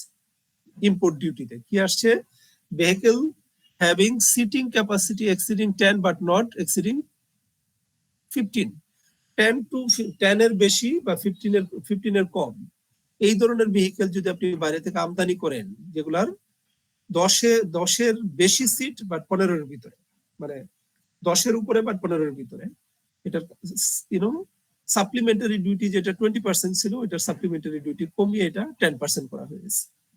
মানে আগে সাপ্লিমেন্টারি ডিউটি নামে এক ধরনের ট্যাক্স হয়, এটা 20% ছিল, এটা 10% করা হয়েছে। সিমিলারলি 15-এর বেশি বা 40-এর কম এই ধরনের সিটিং গাড়ি যদি বাইরে থেকে আমদানি করেন, যেটা কাস্টমস ডিউটি 10% ছিল, এটা এখন কাস্টমস ডিউটি 5% করা হলো। এইভাবে সরকার বিভিন্ন জায়গায় পরিবর্তন নিয়ে আসছে, যেটা আমরা ট্যাক্সের পাশাপাশি অন্যান্য জিনিসগুলো আমরা এখান থেকে পেয়ে গেলাম। কোথায় পেলাম? এটা বাজেট ডকুমেন্টে পেলাম। I am going back to the template. আমরা টেমপ্লেটটা শেয়ার করছিলাম না, কোথায় জানি? আচ্ছা, আমি opening the template once again, যেটা বাজেটের টেমপ্লেট আমি দিয়েছি। সেই টেমপ্লেটটা কি আপনারা দেখতে পাচ্ছেন এখন? Is it visible? G sir. আচ্ছা, তার মানে মেজর ইনিশিয়েটিভে আপনারা কোথা থেকে তথ্যগুলো পাবেন? একটা হলো বাজেটের ডকুমেন্ট, একটা হলো মিনিস্ট্রির ওয়েবসাইটে খুলে বাজেট ব্রিফ থেকে বিভিন্ন ধরনের তথ্য নিতে পারবেন। বাজেট ডকুমেন্টের ভিতরে চ্যাপ্টার 6 থেকে আপনার রেলেভেন্ট সেকশন থেকে পাবেন। আর নিচের দিকে গেলে নিচে গিয়ে আপনারা অ্যানুয়াল ডেভেলপমেন্ট প্রোগ্রাম অথবা টোটাল এলোকেশন সেগুলো পাবেন। ট্যাক্স রিলেটেড ইনফরমেশন বাজেট স্পিচে দেয়া আছে। এখান থেকে আপনারা মেজর ইনিশিয়েটিভ গুলো বের করে নেবেন। সেকেন্ড স্লাইডে দেখেন distinctive features of the present budget. যদি আপনার মনে হয় এই বাজেটে এমন কিছু পয়েন্ট আসছে যেটা রিমার্কেবল, পজিটিভ বা নেগেটিভ সাইড, দুই সাইড থেকে, ওগুলো এখানে নিয়ে আসতে পারেন আপনার সেক্টর নিয়ে। A comparison of the last 6 budget, গত 6টা বাজেটের একটা কম্পারিজন আপনার সেক্টর নিয়ে আমি একটু এটা করাতে চাচ্ছি। দেখেন এটা কোথায় পাবেন? মিনিস্ট্রিতে গেলেন, আমি মিনিস্ট্রির ওয়েবসাইট ওপেন করেছি, আমি শিওর আপনারা দেখতে পাচ্ছেন মিনিস্ট্রির ওয়েবসাইট। দেখা যাচ্ছে না? দেখা যাচ্ছে স্যার। এখানে দেখেন বাজেট ডক্সে আসলে এটা বাম দিকে হলে এবছরের বাজেটের স্পিচ, ডান দিকে দেখেন আর্কাইভ লেখা আছে। আর্কাইভে দেখেন budget in brief. Let's click. এখানে দেখবেন বিগত বছরগুলোর বাজেট এখানে পেয়ে যাবেন আর্কাইভের ভিতরে। এই দেখেন 23-24, 22-23 এরকম একদম 2001-2 থেকে শুরু করে সকল বাজেটের 2000 থেকে 2001 থেকে শুরু করে 23-24 পর্যন্ত, কিন্তু 24-25-এর বাজেটটা এখানে দেয়নি। আর আপনারা করছেন 25-26-এরটা। আমি 24-25-এর বাজেটটা এখনই একটু পরেই আমি আইমানকে দিয়ে দিব, আইমান একটু শেয়ার করে দিবেন। আপনারা চাইলে দেখেন গত 5টা বাজেট, যেটা একটা আমি দেব, একটা এই বছরের বাজেট অলরেডি আপনাদের হাতে আছে, একটা আমি দেব, আর এর ভিতরে আরো 4টা 21 থেকে শুরু করে। এখানে আপনি কি করেন দেখেন, এই বাজেট স্পিচটা ডাউনলোড হয়ে যাবে। আপনি এখান থেকে আপনার সেক্টরে মেজর এলোকেশন কি দেওয়া আছে আপনি একটু বের করে নেবেন, ডাউনলোড করে একটু বের করে নেবেন। আপনার সেক্টরে কি ইনিশিয়েটিভ দেওয়া আছে এখানে সব দেওয়া আছে, দেখেন সুন্দর করে স্টেটমেন্ট গুলা এট এ গ্ল্যান্স সব দেওয়া আছে। আপনারা একটু বের করে নেবেন please. It's not a big exercise, ভয় পাবেন না, কিন্তু এখানে খুব বেশি কিছু আমি দেইনি, ভয় পাওয়ার মতো কিছু নেই। ওকে, কম্পারিজন লাস্ট 6 বাজেট। এটা কম্পারিজন কিভাবে করবেন? আপনারা চাইলে এখানে একটা ম্যাট্রিক্স ডেভেলপ করে একটা টেবিল টাইপের ডেভেলপ করতে পারেন। একটু চাইলে লিখে নিতে পারেন কি করে করবেন। দেখেন আমি দেখাচ্ছি। এই যে একটা দেখা যাচ্ছে, এখানে একটা ম্যাট্রিক্স বা একটা টেবিল ডেভেলপ করেন। টেবিলটা কি হতে পারে সে আমি বললাম, আমি লিখলাম 6টা কলাম, 6টা রোজ, আর আমি বললাম 6টা কলাম। আমি একটা ম্যাট্রিক্স ডেভেলপ করবো এখানে এরকম টাইপের। ঠিক আছে, আমি এইখানে লিখলাম, প্রথমটা লিখলাম ইনিশিয়েটিভ। কি ইনিশিয়েটিভ নিয়েছে? আমি বললাম ইন ফিসক্যাল ইয়ার 26 মানে 25-26। তারপর এটা লিখলাম ফিসক্যাল ইয়ার 25 মানে 24-25। আমি লিখলাম ফিসক্যাল ইয়ার 24 মানে 23-24। লিখলাম ফিসক্যাল ইয়ার 23 মানে 22-23। সিমিলারলি ফিসক্যাল ইয়ার লিখলাম 21-22। আরেকটা ইয়ার আসা দরকার ছিল, আমি বাই মিস্টেক একটা কম করে ফেলেছি। এখানে লাস্ট 6টা, তো আপনি এরকম 6টা বাজেটের নাম লিখেন। ঠিক আছে, লিখে দেখেন এখন আমি কি করব, আমি করব এখানে ইনিশিয়েটিভ নাম লিখবো। আমি লিখলাম allocation is a type of initiative. আমি দেখতে চাই 2026-এ আমার মিনিস্ট্রিতে এলোকেশন কত আসছে, 25-এ কত ছিল, 24-এ কত। সিমিলারলি এলোকেশনের ভিতরে আবার কিন্তু 2 ধরনের আসবে। একটা হলো বললাম অপারেটিং বাজেট, অপারেটিং, আচ্ছা আমি ও বি লিখলাম অপারেটিং বাজেট। আরেকটা লিখবো অ্যানুয়াল ডেভেলপমেন্ট প্রোগ্রাম এডিপি। আমি অ্যালোকেশন দেখতে চাই, অপারেটিং এ কত, এডিপি তে কত। আমি দেখতে চাই আমার মিনিস্ট্রিতে সাবসিডি কত দিয়েছে যদি থাকে।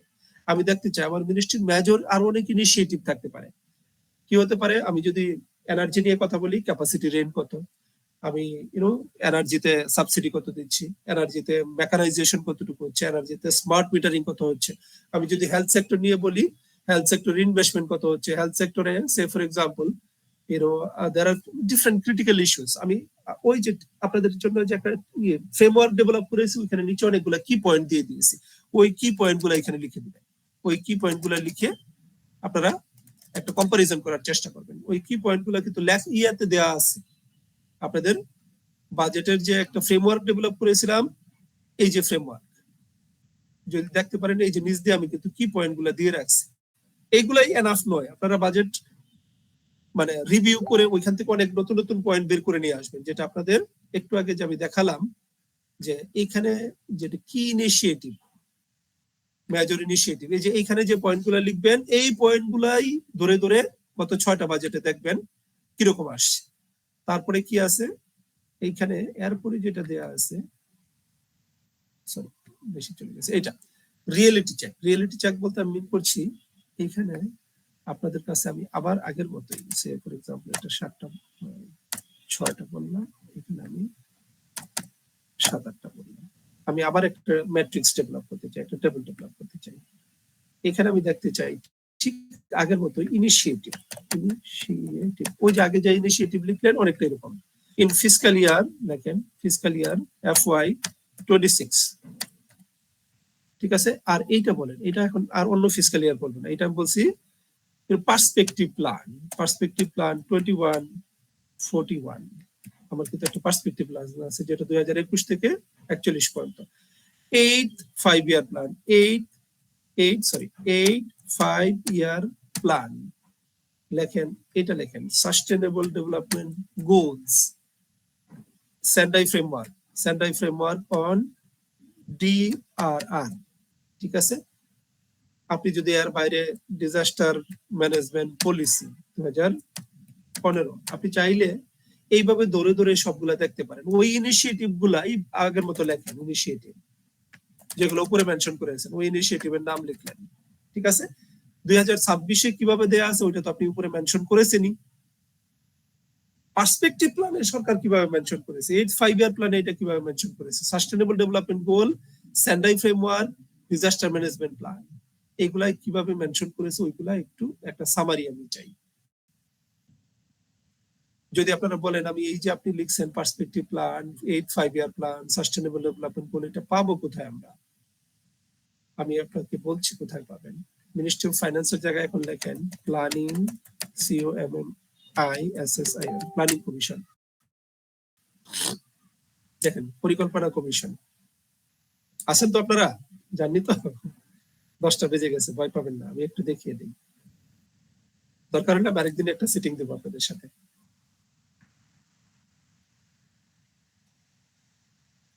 দেখেন এখানে পরিকল্পনা কমিশন ওপেন করলাম, দেখেন এখানে লেখা আছে 5-year প্ল্যান। এইখানে দেখেন 8 5-year প্ল্যান, বিশাল ডকুমেন্ট, বিশাল আপনাদের লাগবে না। আপনার সেক্টর এখানে লেখা আছে ডকুমেন্টে, ওই সেক্টরের সামারিটা দেখবেন। পার্সপেক্টিভ প্ল্যান, এই যে লেখা আছে পার্সপেক্টিভ প্ল্যান কোনটা, 21 থেকে 41, যেটা এটা, ওইটার ওপেন করে ওইটা আপনার সেক্টরের সামারিটা দেখবেন। সাস্টেনেবল ডেভেলপমেন্ট গোল, SDG ওপেন করেন, এটা SDG নিচে দেখবেন, SDG এর মেইন ডকুমেন্ট একদম নিচে, এটা একদম নিচে আছে। এটা আপনারা SDG যে কোনো জায়গা থেকে ডাউনলোড করতে পারেন, মিনিস্ট্রির ইয়ে থেকেও পারেন, UN থেকে ডাউনলোড করতে পারেন। এটা বাংলা ভার্সনটা চলে আসছে। এখানে ইংলিশ ভার্সনটা আমরা ওপেন করলে দেখবো 17টা গোল, প্রত্যেকটা গোলের আন্ডারে কিছু কিছু টার্গেট আছে, 169টা টার্গেট আছে। আমি আমার গোলের সে ফর এক্সাম্পল আমি SDG এর সাথে টার্গেট লিংক করলে দেখেন আপনার গোলের এগেইনস্টে কোনো না কোনো একটা, আপনার সেক্টরের এগেইনস্টে কোনো না কোনো একটা গোল আছে। আমি ডাইরেক্টলি এটা SDG, এই যে আমাদের 17টা গোল যেটা আছে, 17টা গোল আমি এখান থেকে বের করে বলে দিব। প্রত্যেকটা সেক্টরের সাথে কোনো না কোনো এক বা একাধিক গোল লিংক করা যাবে। আপনারা একটু দেখে নেবেন ওই গোলে আপনার মিনিস্ট্রির এই যে বাজেটের সাথে ওই গোলের কোনো লিংক আছে কিনা, সম্পর্ক আছে কিনা আপনি খুঁজে বের করে নিতে পারবেন।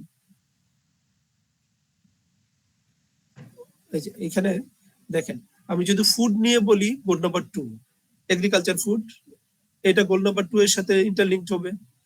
এখানে বলছে নো হাঙ্গার, মানে এগ্রিকালচার ফুড এটসেট্রা।